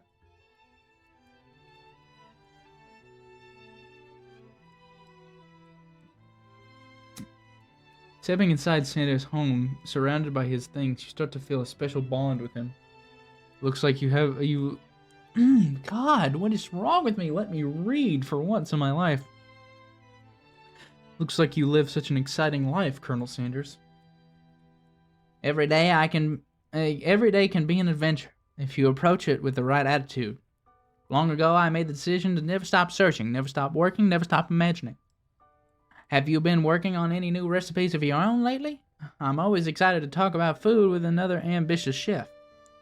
Well, there is something. It's just a side dish that I've been tinkering with, trying to find the right balance of flavors and textures. I'm not sure I've nailed it yet, but I'm close. Colonel Sanders' eyes perk up as he starts to wonder what dish you might be describing. It's meant to pair with something spicy or something crispy. Both, perhaps? Now you've got him right where you want him. Should you reveal your new creation to him, or keep it a secret just for you? Reveal it. You decide you're ready. You're as ready as you'll ever be to share your original cooking with Colonel Sanders. Before you can talk yourself out of it, you decide to dive head first. You reach into your lunch bag for a special dish that you've been keeping on ice all day. I present to you my original coleslaw. Oh. Get it away. Get it away from me. Oh. Oh, get it off my screen. Oh, I can't even fake liking it. Ugh. Together you chow down on the creamy slaw until it's just a spoonful remains in the bowl. Do you mind if I hold on to the last bite? I'd like to have it around so I can admire its taste later. Think back on this moment. You could offer to make him more, but he seems like a very sentimental kind of guy. Sure, why not? Please make yourself comfortable. I'll be back in just a moment. You realize that now would be the perfect time to do some snooping. Around the room are various items that you can take a closer look at. Each item seems to radiate memories and emotions. Tap on an item to discover more about the Colonel. That must be where he keeps the secret recipe. You think for a moment what number is important to Colonel Sanders, then it dawns on you. As soon as you turn the dial to 111111, the safe opens. Inside it, you find a single note. Can chicken be prepared sashimi style? Is that what that is? I can't read cursive very well.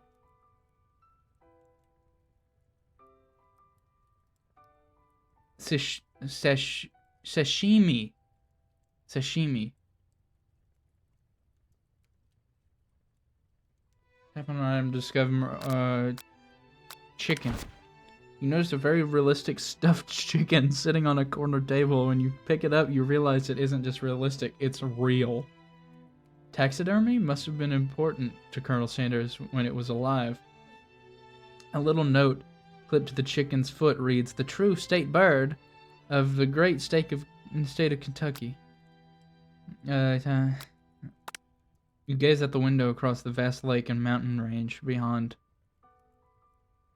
Just then the ghost of a student pops up. Are you thinking about heading out into the world on a quest to avenge my death? Wait, what? I never even learned your name. Why would I avenge you? I could just tell you my name right now. Can't you see I'm in the middle of something? You open the window crack and the ghost of student swept out with a breeze. A lock of silver hair is woven through the teeth of this comb. Clean your damn comb! Upon further inspection, you realize that the hair therein isn't just silvery in color, it's actually made of spun silver.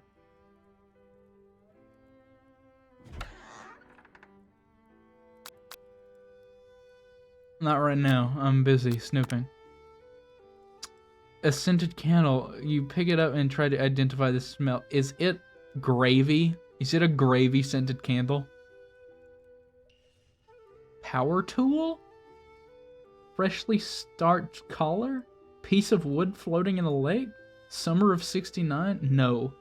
It's one of the secret recipe ingredients. It's... Okay. You take a closer look at a large urn sitting on a nearby pedestal. There's a plaque on it. It's dusty, but when you wipe it off, you can read the inscription. It says, "Here lie the ashes of all my past careers and business failures." Poor guy. I want to see baby Colonel. Yep, there he is. An adorable little baby boy crawls across the floor. From the goatee and mustache combo he sports, you figure that this must be Colonel Sanders himself. That, or maybe it's the drumstick that he seems to be waving like a rattle. Who frames a baby picture of themselves? I was literally just about to say that. Who in their right mind has a picture of their self? Probably the same type of person who would make their own face the logo of a company they founded, am I right?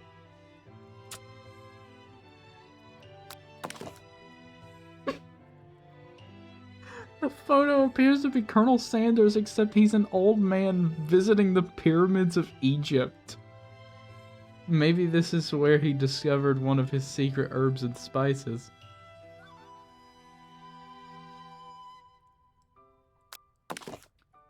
One of the frame photos shows an old man who looks a bit like Colonel Sanders standing with a friend. They hold fried chicken drumsticks.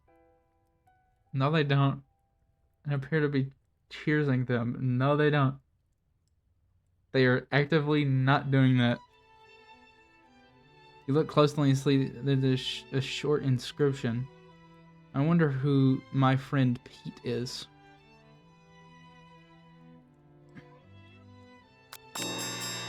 You open the door to Colonel Sanders' closet and find a row of his signature white suits hanging within. You take one off its hanger and try it on. The jacket is a bit big for you, but it's soft and comfortable. You give yourself a deep hug, breathing in his scent. They say that home is where the heart is. Is this what they mean?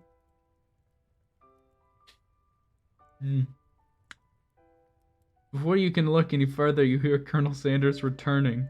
He has a new dish that he has been working on, and he wants you to taste it. You try to act casual until he asks you why you're wearing his jacket.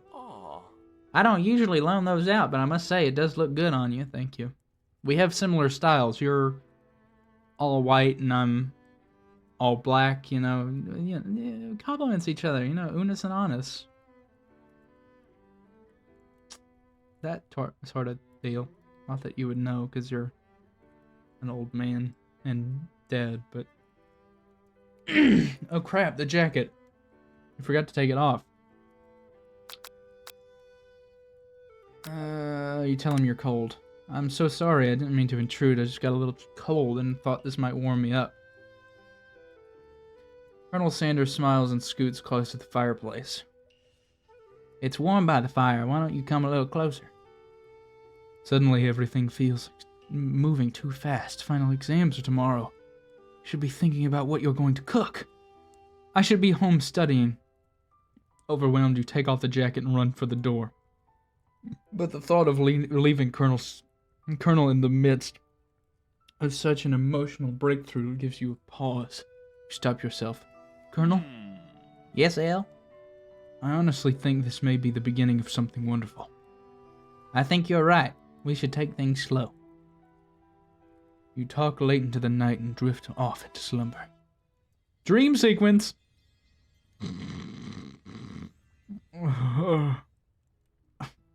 You awake to a beautiful morning in Colonel Sanders' hideaway. Did you make the right decision on how to respond to Colonel Sanders? Only time will truly tell. Today is a day that could change the rest of your life. You think about the new secret ingredient that you just learned about. Some jurisdictions isn't even legal. But if the recipe is secret, how will I know? Your thoughts are interrupted when Colonel Sanders emerges into the room. He's holding a gorgeously plated breakfast, and your mouth waters at the sight of it. Here's a simple breakfast I just whipped up. It's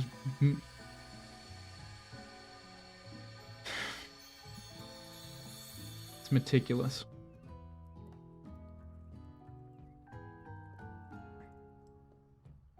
You taste Colonel Sanders' food and takes you on a journey where when you return, he's waiting to ask you an important question. So, would you say we're the perfect match? How presumptuous. My cuisine and your taste buds, that's it. That is. He didn't say that's it. He said that is.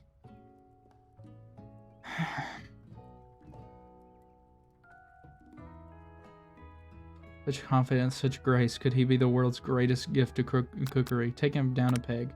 It's good, but my mom made better. Not that far. Colonel Sanders' expression grows serious. Did your little jab land too hard? Colonel, I know what you're going to say. I need to be better. If I'm going to leave my mark on this world.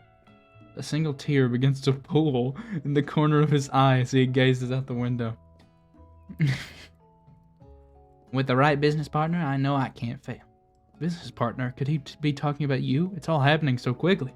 Overcome with emotion and confused by your feelings, you are on the verge of tears, unable to speak. The only answer you can find is to run out the door and get home. There's still one more day of school after all. The University of Cooking School Academy for Learning waits for no one.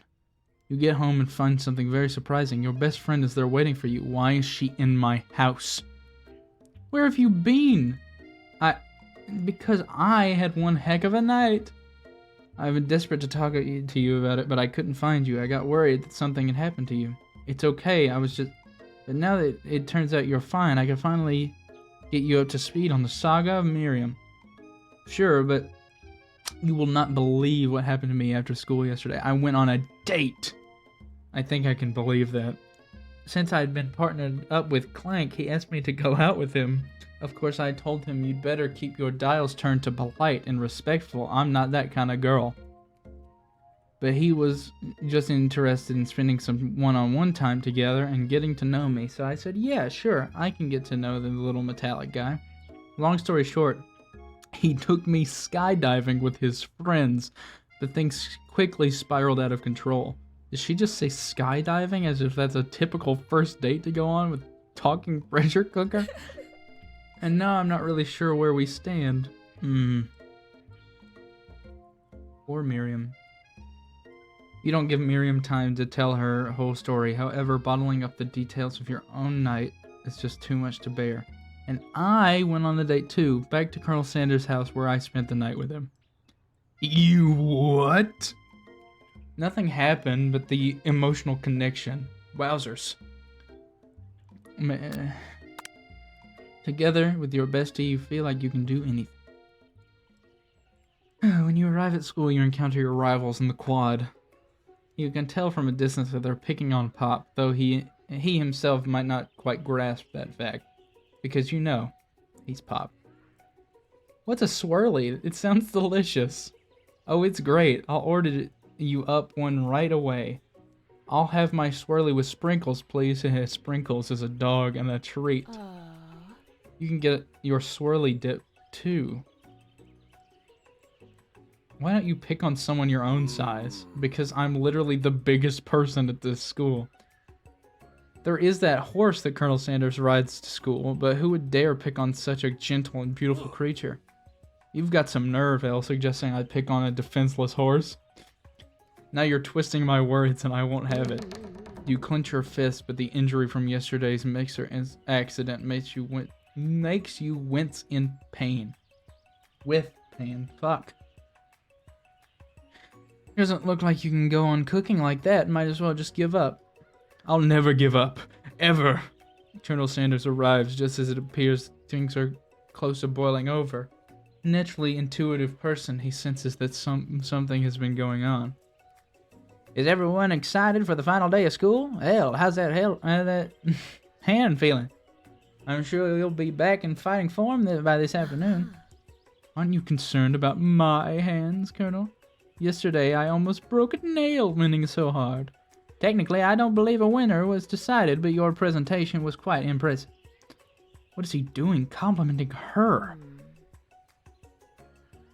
But what about the flavor of my delicate, warm, gooey chocolate sauce? I'd like to taste her delicate, warm, gooey chocolate sauce. Wait. Hold on. It was clear that you're passionate about how your food is received. That is a lot of words to say. It was bland. Excuse me, Elle. I'm more than capable enough to speak for myself. Maybe you could tell me more of your thoughts as we walk into class, Colonel. I'm always interested in discussing the fine art of fine foods. See you inside, Elle. Annoyed by Colonel Sanders' inability to see Ashley for who you know she really is, you walk across the quad and get some distance. In an attempt to distract yourself from how slighted you feel by that interaction with Ashley, you take out the spell book you recovered yesterday and start flipping through the pages. Whoa, what's that book? It looks like bad news. Just something I found lying around. Would appear to be some sort of grimoire?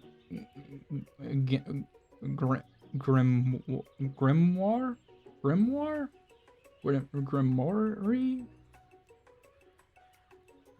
But I don't really believe in that magic stuff. Don't say it again. I don't know how to pronounce that word. Like a book of spells? I don't know.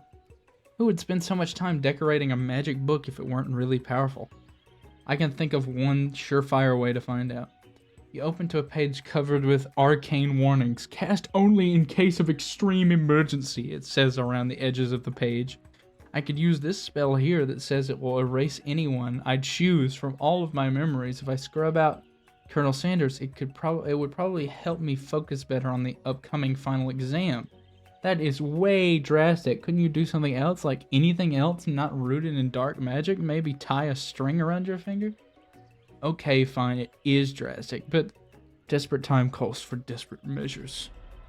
You've got a memory erasing spell sitting right in front of you and a pretty good one, excuse to try it out.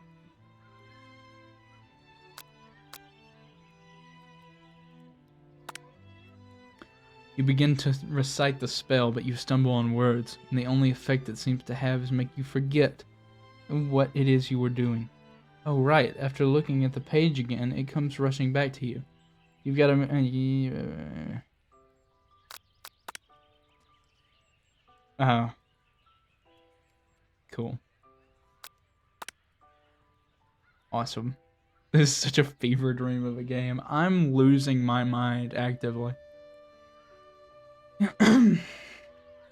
You take your friend's advice and put the book away. It's almost time for class. Sprinkles is already in the room, waiting for the students to arrive. He clears his voice to make a quick announcement. I want you all to know I feel something of a dog movement coming on, but I assure you it's nothing to be afraid of.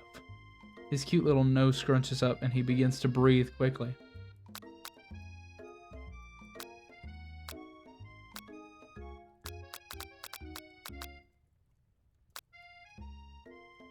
Wait and see what happens. Sprinkle stops in his tracks. He focuses in on the window. The room is deadly silent. When you follow his gaze, you see a tiny orange squirrel perched on the cherry tree outside. Sprinkles turns feral and runs to the window of the classroom. He begins barking uncontrollably at the squirrel outside. Terrence, I told you to never come back here. Terrence, I will destroy you, Terrence. Sprinkles is barking ferociously, drool flying off his face. The squirrel looks over, but he doesn't say anything back. You wonder, is that even a talking squirrel? Who named him Terrence? You better not show your chubby cheeks around here ever again. After Sprinkles is satisfied that his presence has been felt not only by Terrence, but any other squirrel in hearing distance, he returns to his professional tone. Sorry, his professorial tone. Professorial? Professorial. Apologize for the outburst. This actually brings up an important point. Thank you, Al, for reminding me to dole out this indispensable bit of wisdom. You see, but before he can go any further, Miriam's love drama spills over into the class. I want to know the lore of Terrence and Sprinkles' beef. So do I. I told you to save it after class. You think I wanted to be thrown from a plane and strapped to a stranger? Miriam and Clank appear to be arguing, but you still haven't learned to speak Clank's language of mechanical noises. But no, you had to show off to your cool kid friends, Jeff and Joan, J and J forever. Watch us form a triangle in midair as we descend. Triangles are the strongest shape, don't you know? Bzz, bzz. Yeah, well, that doesn't make it a great date. Beep. Then take Jeff and Joan with you. You can all hold hands as you pedal down the mountain or off a cliff for all I care. Me.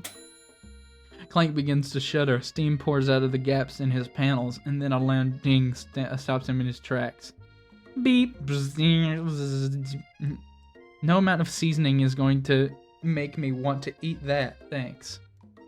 Thanks? Where did I get... Clank. Clank burps out a completely deep-fried sneaker. Considering that he himself has wheels, not feet, it's not entirely clear where it came from. In terms of deep friend footwear, I guess it looks okay. What is happening? What is happening? Look at my screen. Look at my screen right now and tell me that what is on my screen makes perfect sense.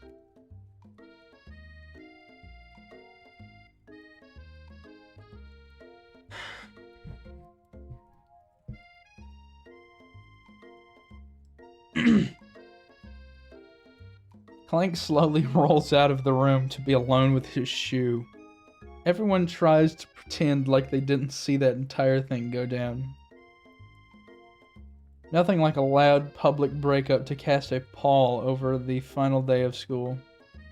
I feel like I'm having a stroke with this game. I'm the one playing it. How do you think I feel? Well, that was unfortunate. But we mustn't be distracted from what lies ahead. The final competition showdown challenge exam. Trademark. I'm still working on the title. But I think you get it. Test time approaches. See you all in the arena. So, let me get this straight. He trademarked the title, but it's a working title. Interesting. I'm gonna take like a few seconds just to let's move to the idle screen for a second while I process.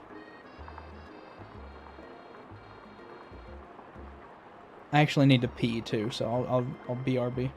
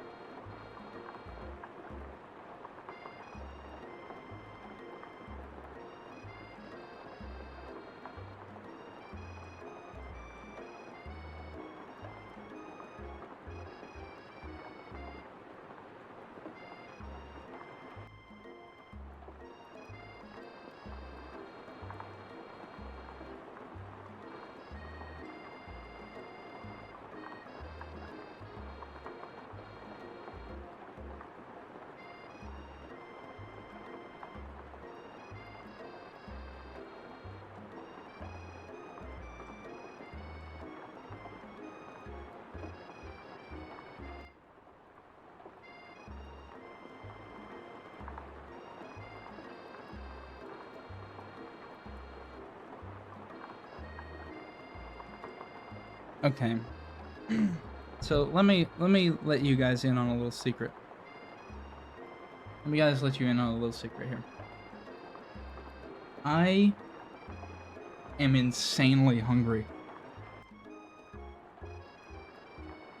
And let me tell you why. I started eating before stream, but I didn't get to finish my food. So it's just been like sitting over here, ruminating, and infecting me with its scent this entire time.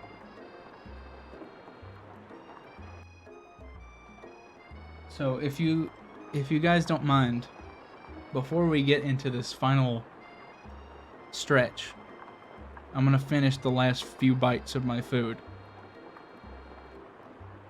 So until then, we'll just chat for a bit, I guess.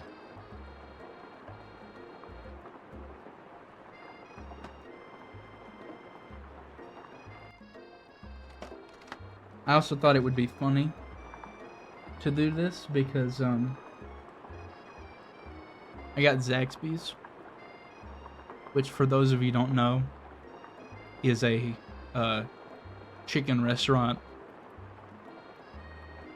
So this entire time I've been flirting with Colonel Sanders, but I have been infected by the beautiful smell that is Zaxby's chicken.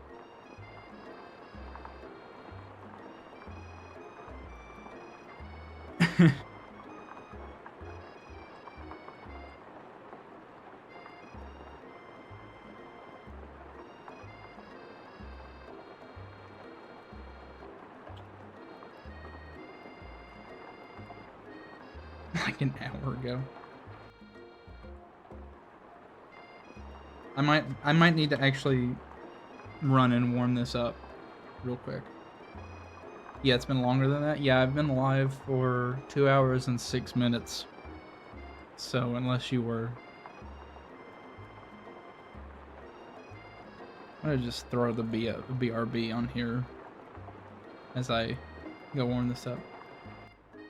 Keep talking to me now. I'll be right back.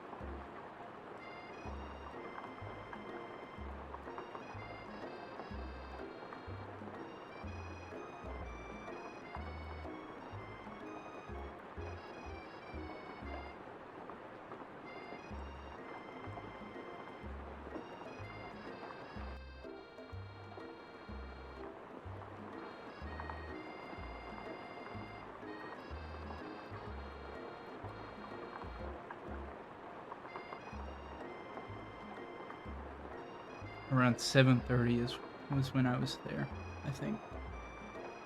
What time zone are you in?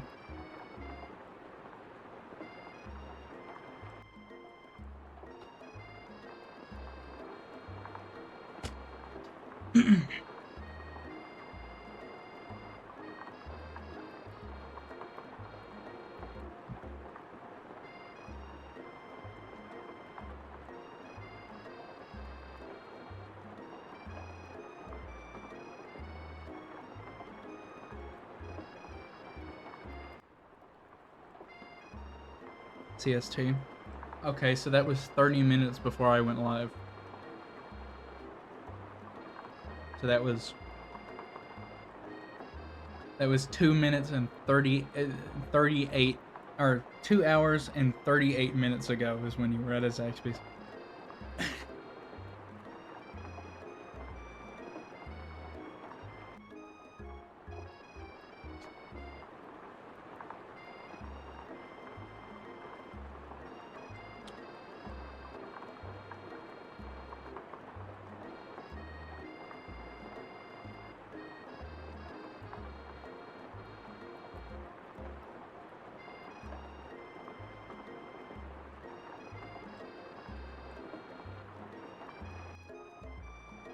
I'm still confused on what this, who this gentleman is here. On my, oh, my chat's messed up on this screen. I'll just do the... I'm still confused who this gentleman is here. Am I supposed to know this man? I didn't even eat, just drove my sister and her friends there. Unfortunate, to be sure.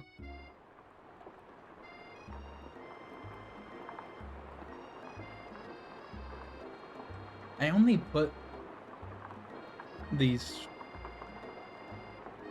back in the microwave for 30 seconds, but good lord, they're hot. I've sneezed. Oh, Lord Almighty in Christ. Oh, help me, God.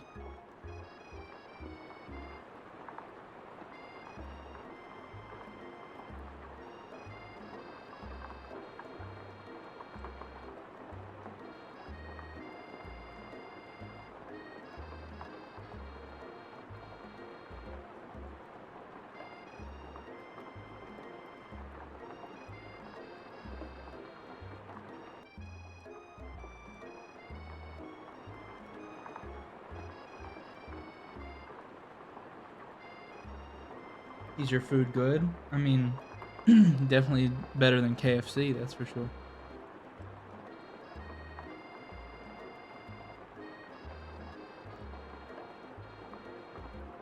Roasted. Absolutely roasted.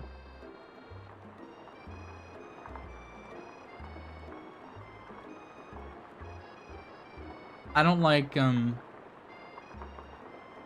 meat on the bone. It grosses me out. So the only thing I get at KFC is like the famous bowl is what it's called. And it's just their popcorn chicken in mashed potatoes with cheese and gravy and corn.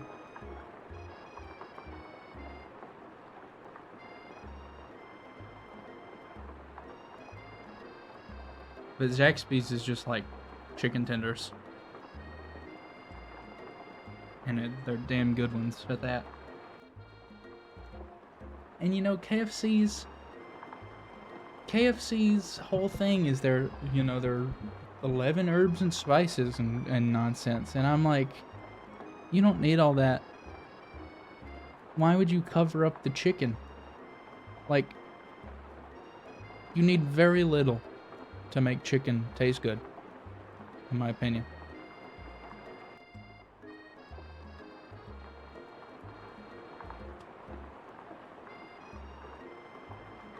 I just don't get it.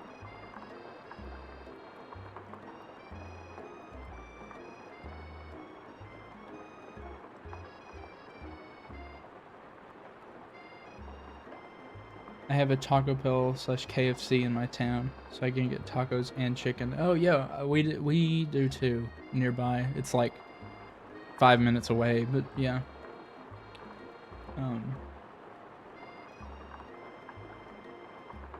And the other bad part about KFC is they have Pepsi.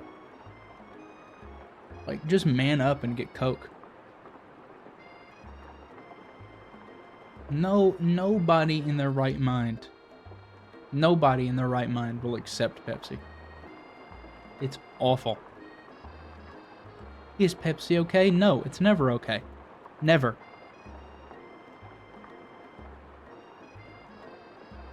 Never once.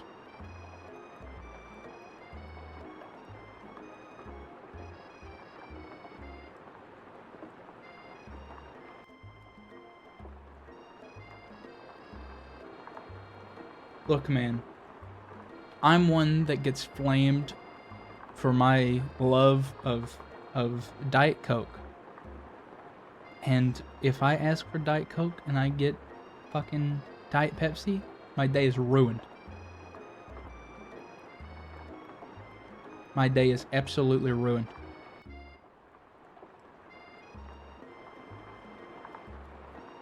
The only good thing that Pepsi makes is the Baja Blast Mountain Dew, specifically when it's in icy form. And my favorite soda as a child, and I still drink it sometimes now, but I don't like to have way too much sugar in my drink, is Mountain Dew Voltage. It's blue. It's the fucking bright ass blue. And Starry isn't terrible, or what used to be Sierra Mist. It isn't terrible. Normally when I go to a place and I'm like, oh, I want a Diet Coke, and they're like, is Pepsi okay? I'm like, nah, make that a Starry or a Sierra Mist, because it's hard to get that wrong. It's hard to get a lemon lime soda wrong. You know what I mean? I feel like I got some soda connoisseurs in my chat. I say as my best friend, who's, I don't even know if he's here, he only drinks water.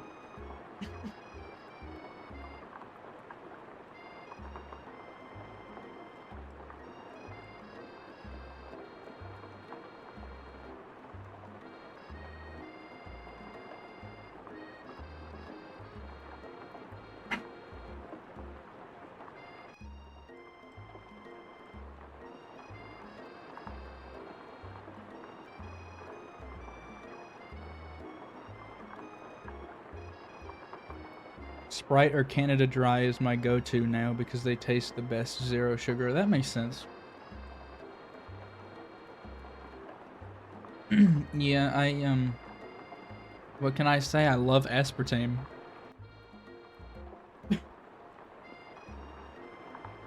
Um,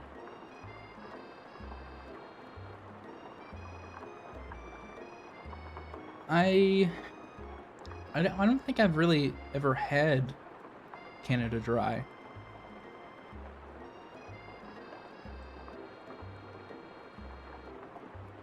Or an Alani. I don't even know what that is. Literally don't even know what that is.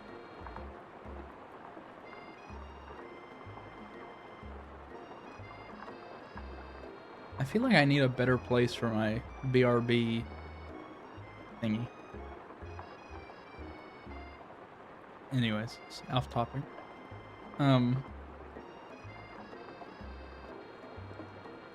The only time I even ever considered getting Canada Dry was when me and my mother were in the dollar store one time.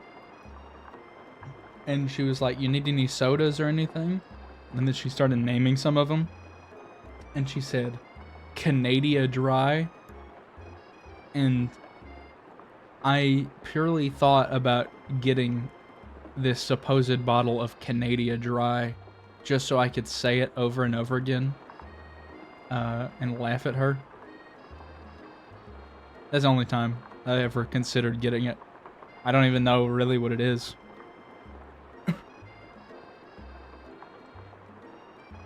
It's a sugar-free energy drink. Oh, okay.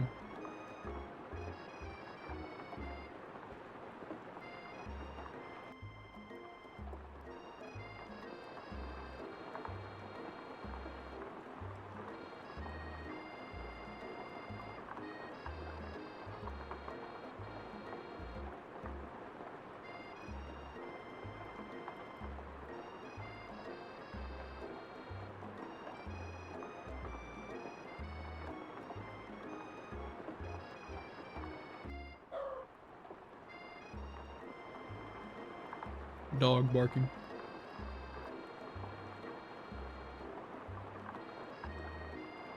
He loves to bark when I stream.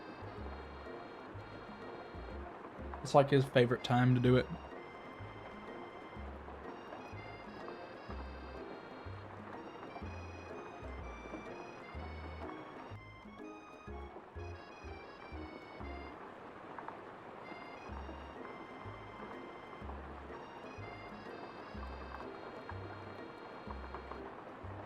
This music is gonna drive me crazy if I don't hurry up. Don't get me wrong, it's good, but what's his name? It's my dad's dog. His name is Ruger. He's a Chiweenie, and he named him after a gun.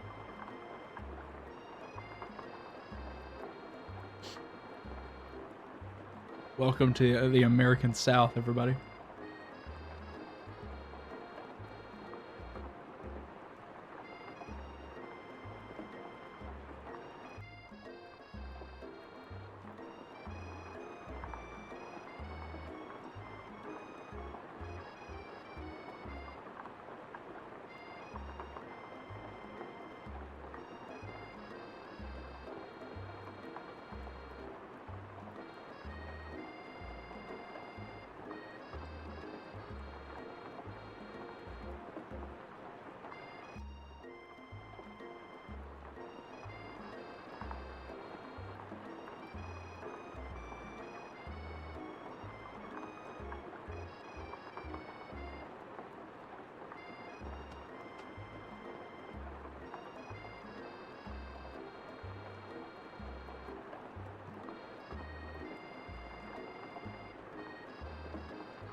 All right. I think we're good. I think we're in the good territory.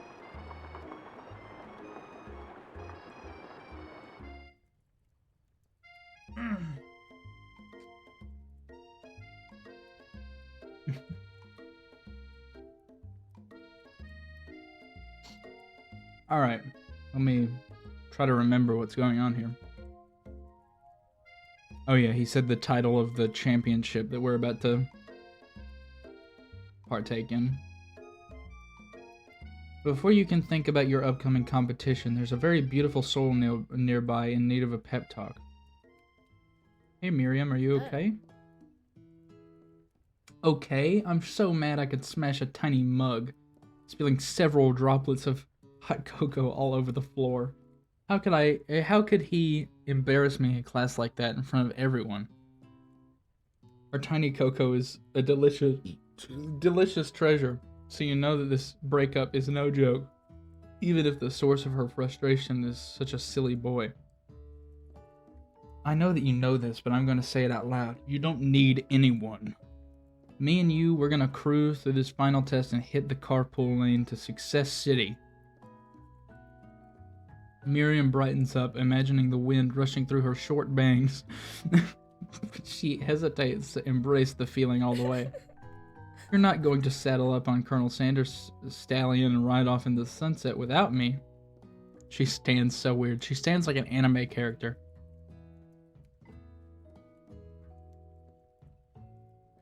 Of course not. Well, maybe, sorta, but I'm sure there's a pony out there with your name on it and a ranch big enough for both of us and whoever else we want to bring along. And it's not Pop or Clank or anyone else you meet today, tomorrow, or this whole year. So what? You're a special person who shouldn't settle for the first someone to show a little interest anyhow. Good lord.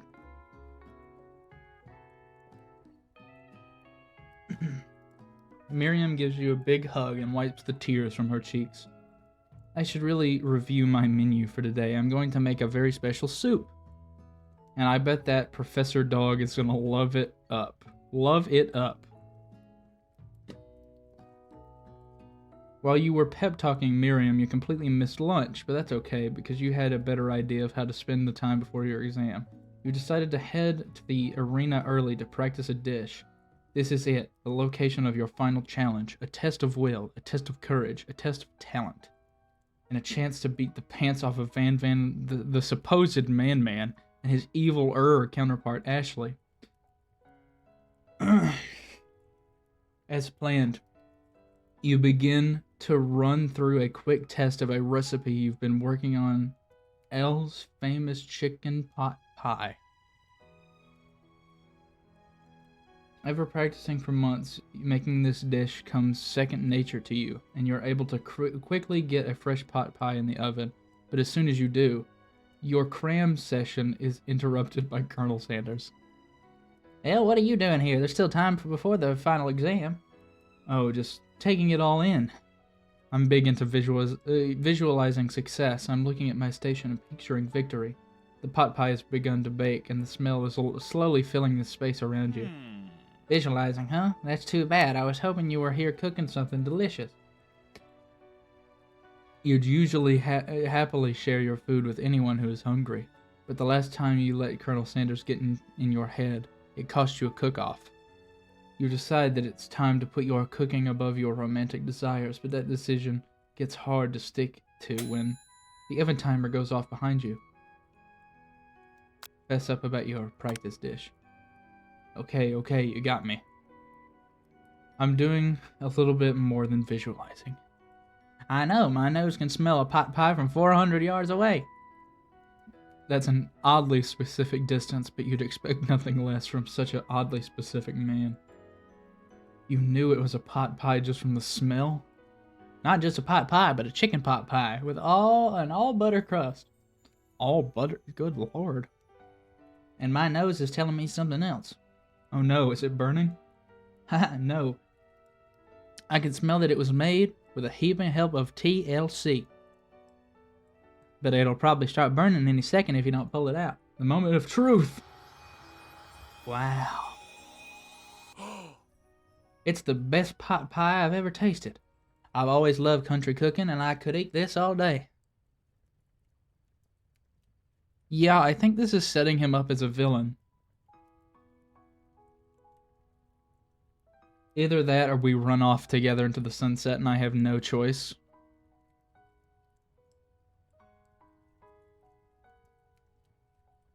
There's no time left. The final showdown is about to begin. Sprinkles lays down the ground rules. There are no rules. That is, except to cook with everything you've got. You step up for the cook-off of a lifetime. You decide that the mac and cheese plus the pot pie you've been practicing are just the dishes that'll pull you over the edge to victory. Meanwhile, both Van and Ashley are prepping wildly elaborate dishes for their usual over-the-top selves.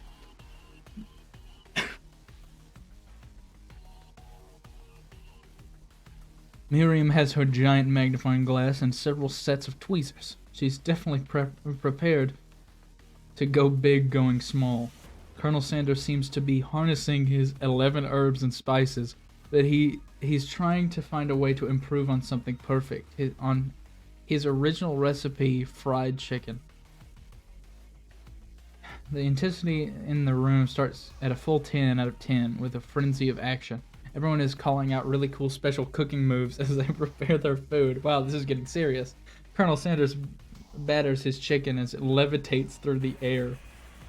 Egg wash!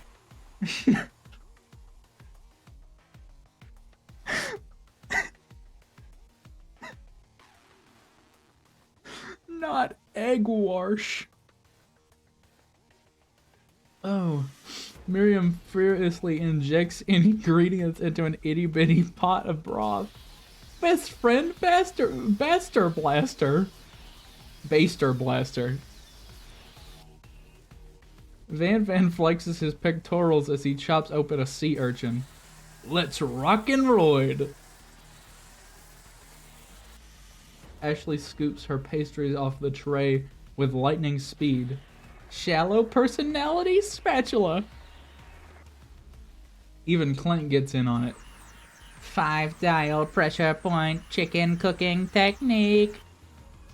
Wait, when did Clank learn to speak English? It's the singularity, as was foretold. We mustn't let it happen, or the appliance uprising will take us all. You get high before home ec. Self-destruct. Van quickly unplugs Clank and rolls him out the back door of the arena. As you frantically prepare your dish, you notice Ashley has her spell book out. Is she going to use some dark magic to turn the tide? She is holding a knife.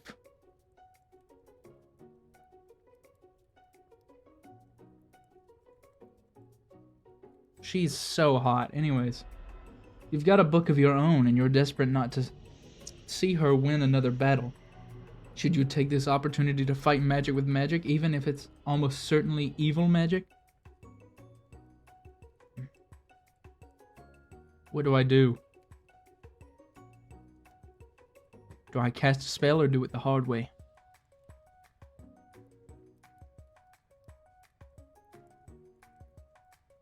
I'm tempted to cast a spell, but I don't know how far back it's going to make me go. I'm scared.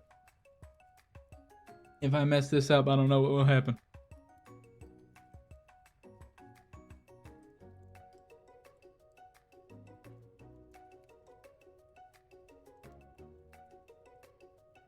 Fuck it, I'm casting a spell. You were too late. I'm sorry, you were too late. You take out your own spellbook and let your instincts guide you to a page you've never seen before. It's a summoning spell that will conjure up a sport monster. Now seems like a good time to add some chaos to the mix. You have summoned me. Ah, the broom cooking arena. So many fond memories of battling in this place in my old life. In your old life? I wasn't always the monster you see before me, no. Once I was but a student like yourself who attended this school. Spork Monster notices the book you're holding. I see what's going on here. Things aren't going your way, huh? Been there, my friend. I tried to cast a spell on myself to imbue my body with the powers of favorite foods. As you can imagine, things did not go as planned. When spells say only cast in a case of emergency, they mean it. I'm kind of in a pinch here. Got any better ideas? The sport monster's smile curls up mischievously. For starters, never cast spells on yourself. Cast them on your rivals. Just tell me who's giving you trouble, and we'll take very good care of them. You motion to Ashley, and before you can think better of this dastardly decision, he recite a spell that turns her into a chicken. Now a mere bird, she flaps her wings and glides off to the produce section of the arena far from her station. Okay, gotta go, bye. Uh-oh. This could be dangerous. You're immediately racked with guilt over this act of blatant transmogrification.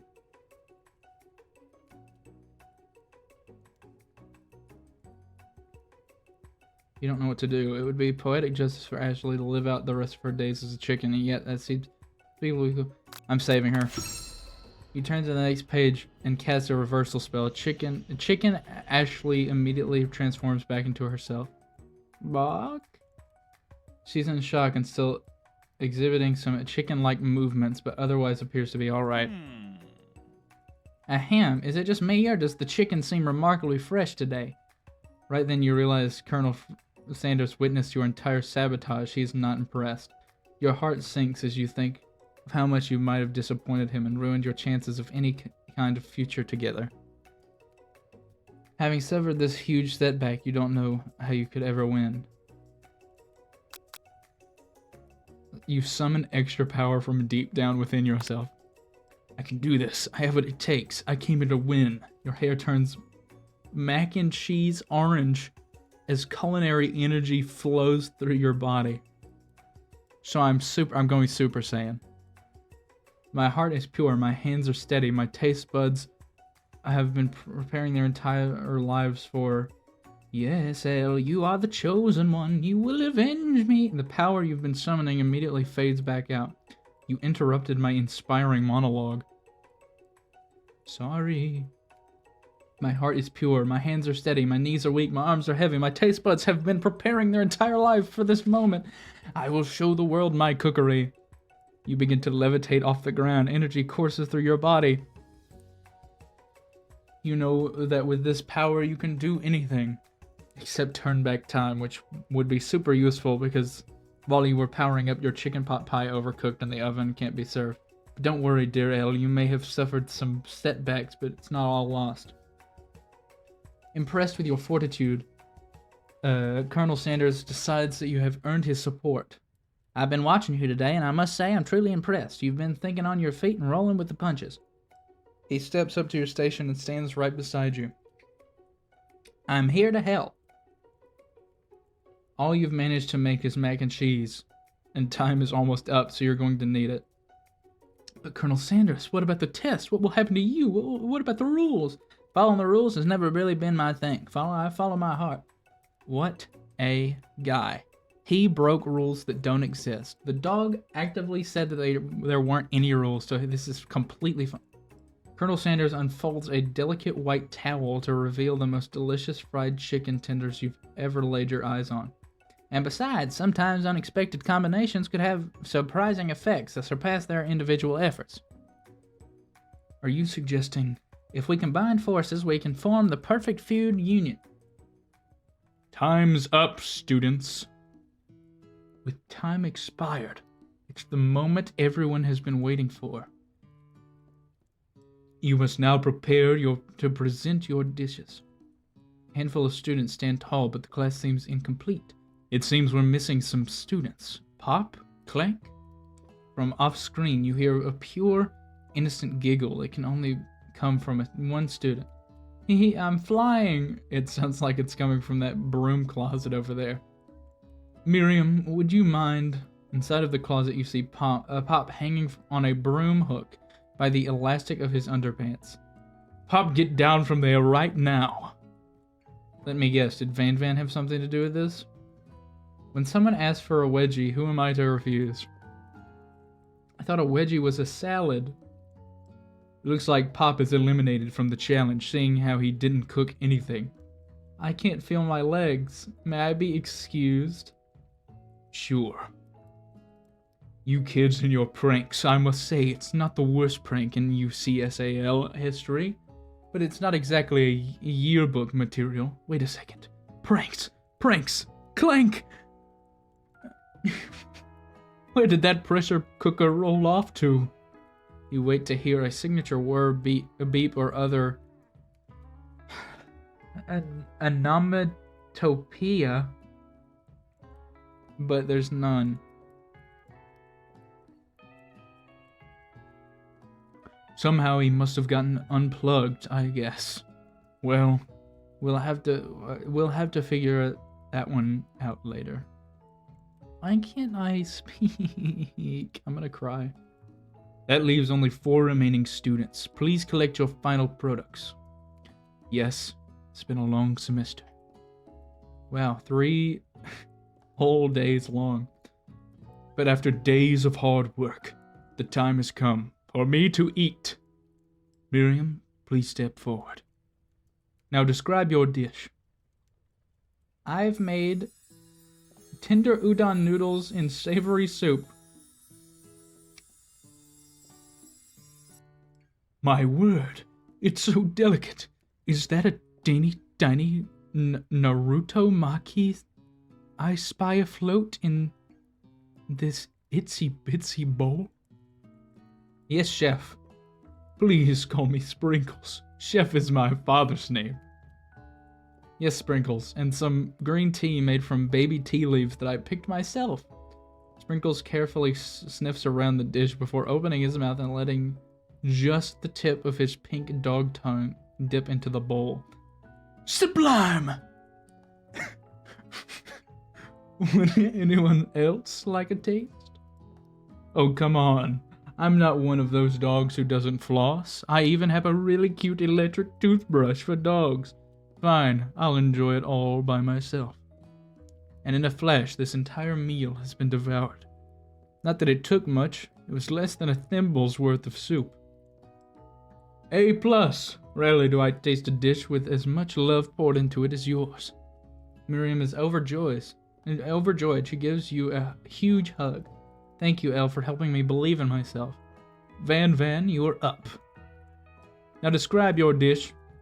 I made uni over smooth egg custard in an axe-hewn urchin shell topped with caviar.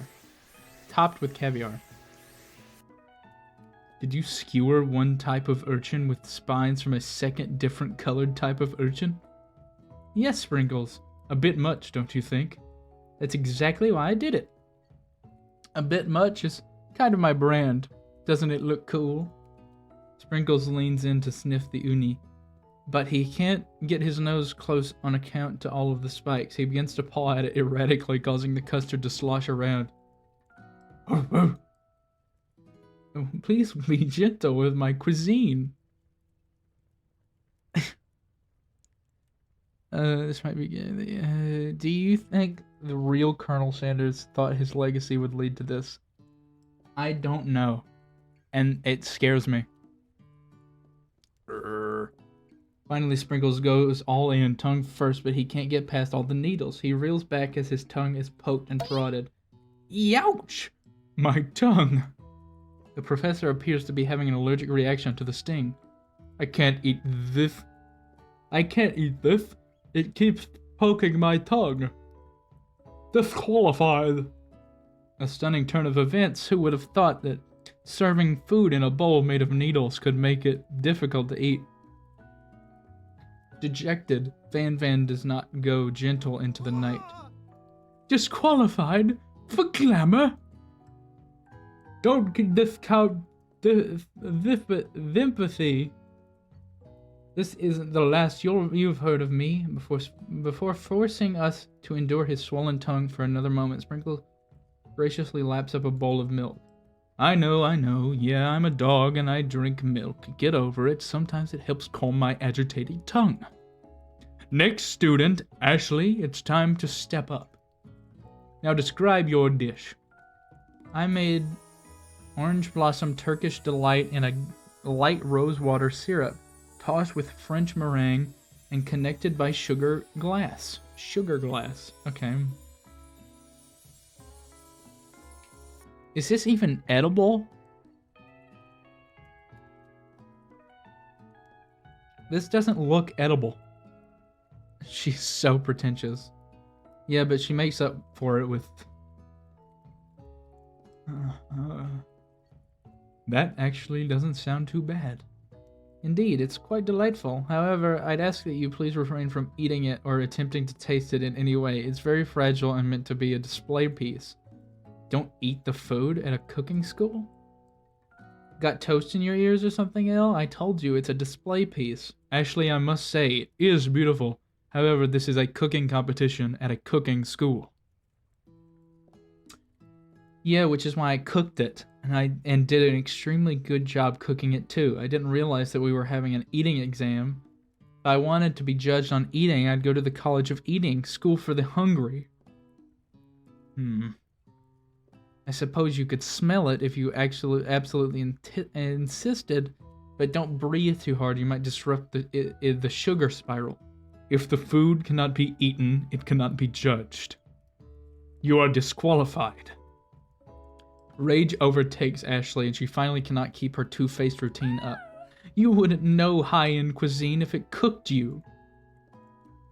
And with that, Ashley storms off to rededicate herself to being the best, but this time without being shackled by trying to be fake nice and liked by everyone. This isn't the last you've heard of me, either. If the class gets much smaller, I'll be teaching myself. You and Colonel Sanders, the final cook, step up together. 2 chefs? What began as a bowl of delicious mac and cheese has become something else.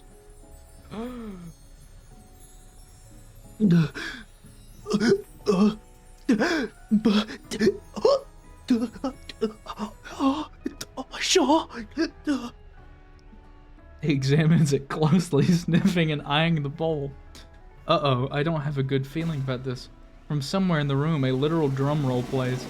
Just when I thought I've seen everything in this kitchen, you gave me this thing, and completely blow me away. In my 49 dog years of life, I have never tasted anything so delicious and perfectly balanced.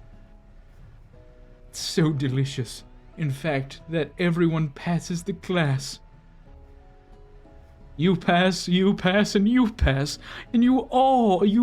get a pass. Oh dear. I thought he was doing an Oprah thing.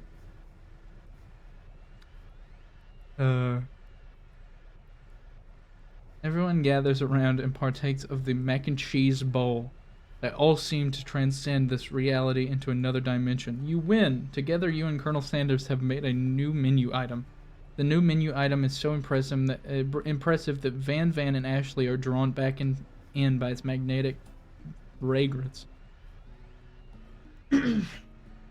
When they gaze upon your mac and cheese bowl, they admit that you are indeed an excellent chef.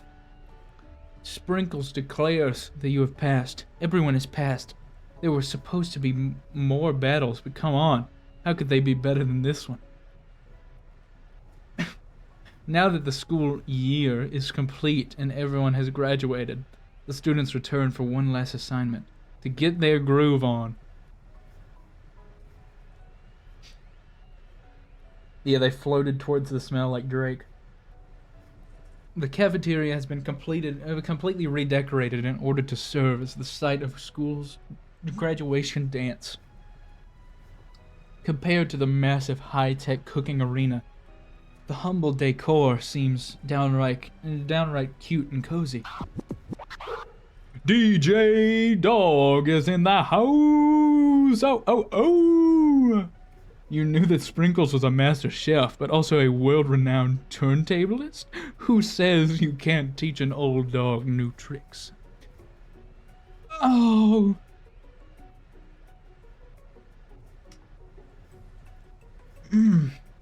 Sorry. It's getting hot in here. Van and Ashley tell everyone that they've committed themselves to righting the wrongs they did while they were villains. For a moment, you actually believe them. Not another haunting. No ghosts allowed at graduation. It's clearly written in the school's bylaws. I was never actually a ghost. It was all a trick to get you finally to notice me. Oh, amusing. And now that everyone is together, it's the Spork Monster. He has totally mellowed out. Everyone, the Spork Monster is no more. From here out, I prefer that everyone refer to me by my new name, Party Monster. Student tries to finish what he had to say, but everyone is too wrapped up talking to Spork. Sorry, Party Monster. Dejected, student walks off.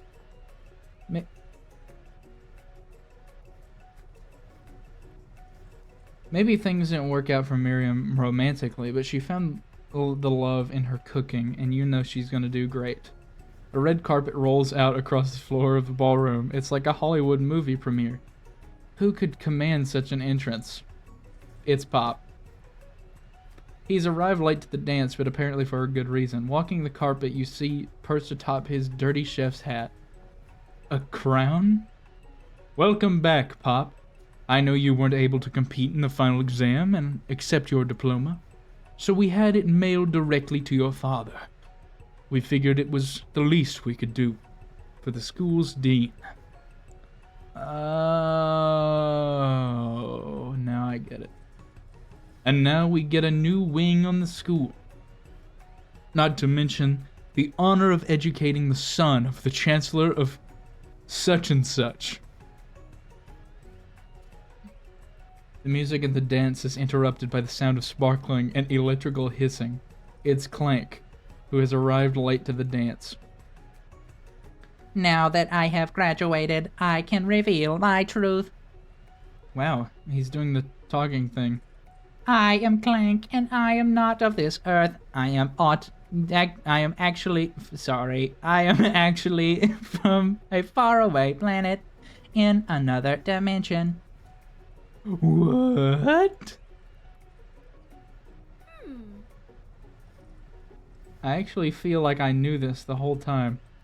Now that I have learned the ways of your kind, I must return. Miriam, will you come with me?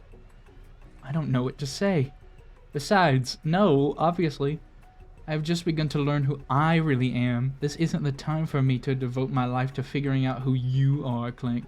You are blown away by Miriam's maturity. It's pretty clear that she has managed to surpass you in that regard. I understand, kind of. Humans are weird. A portal opens up and Clank disappears through it. Of course, here he comes. Finally, Colonel Sanders arrives. Interesting. Howdy, classmates. Just like the first day you met him, he has come prepared to feed the entire class. However, it's not enough to just give them a bucket of chicken. This time it's a full meal. I didn't get to be the most famous chicken man in the history of chicken, and man by not reminding people to go out and buy my chicken. Hold on. Let me give that another read. I didn't get to be the most famous chicken man in the history of chicken, and man by not reminding people to go out and buy my chicken. What?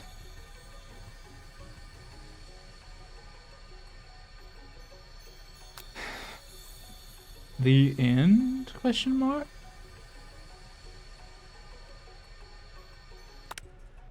No, it's not the end. As everyone feasts on their delicious chicken for dinner, Colonel Sanders finds you sitting at the edge of the dance floor.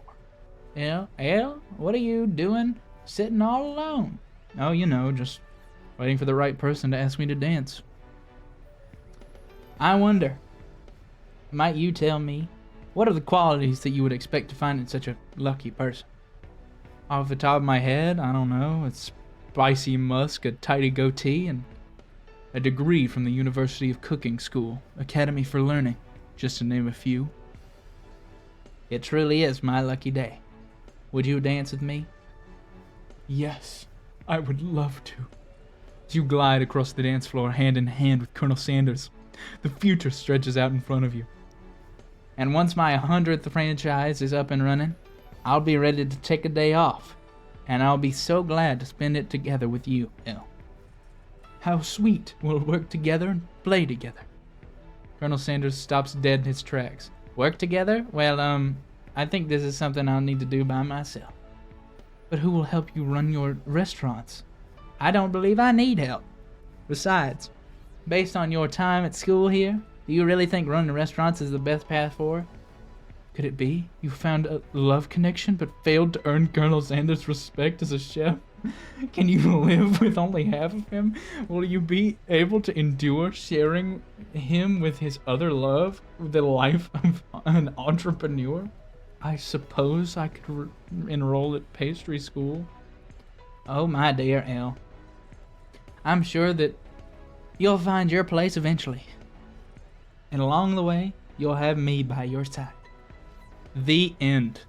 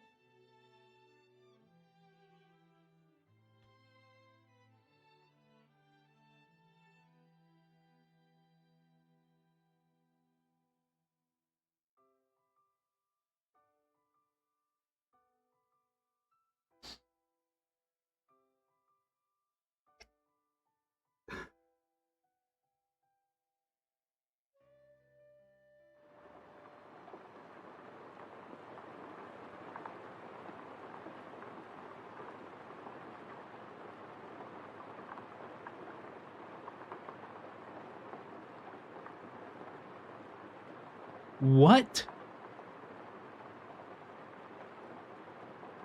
What? I'm so confused.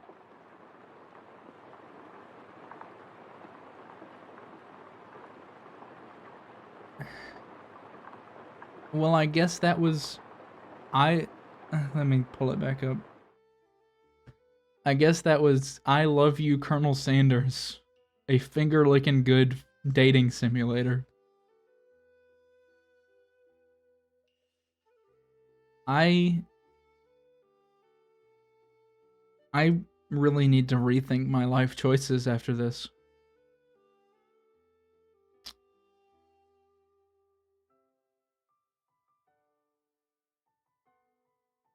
But,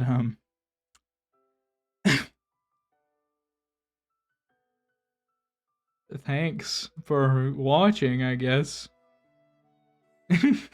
Whatever this was.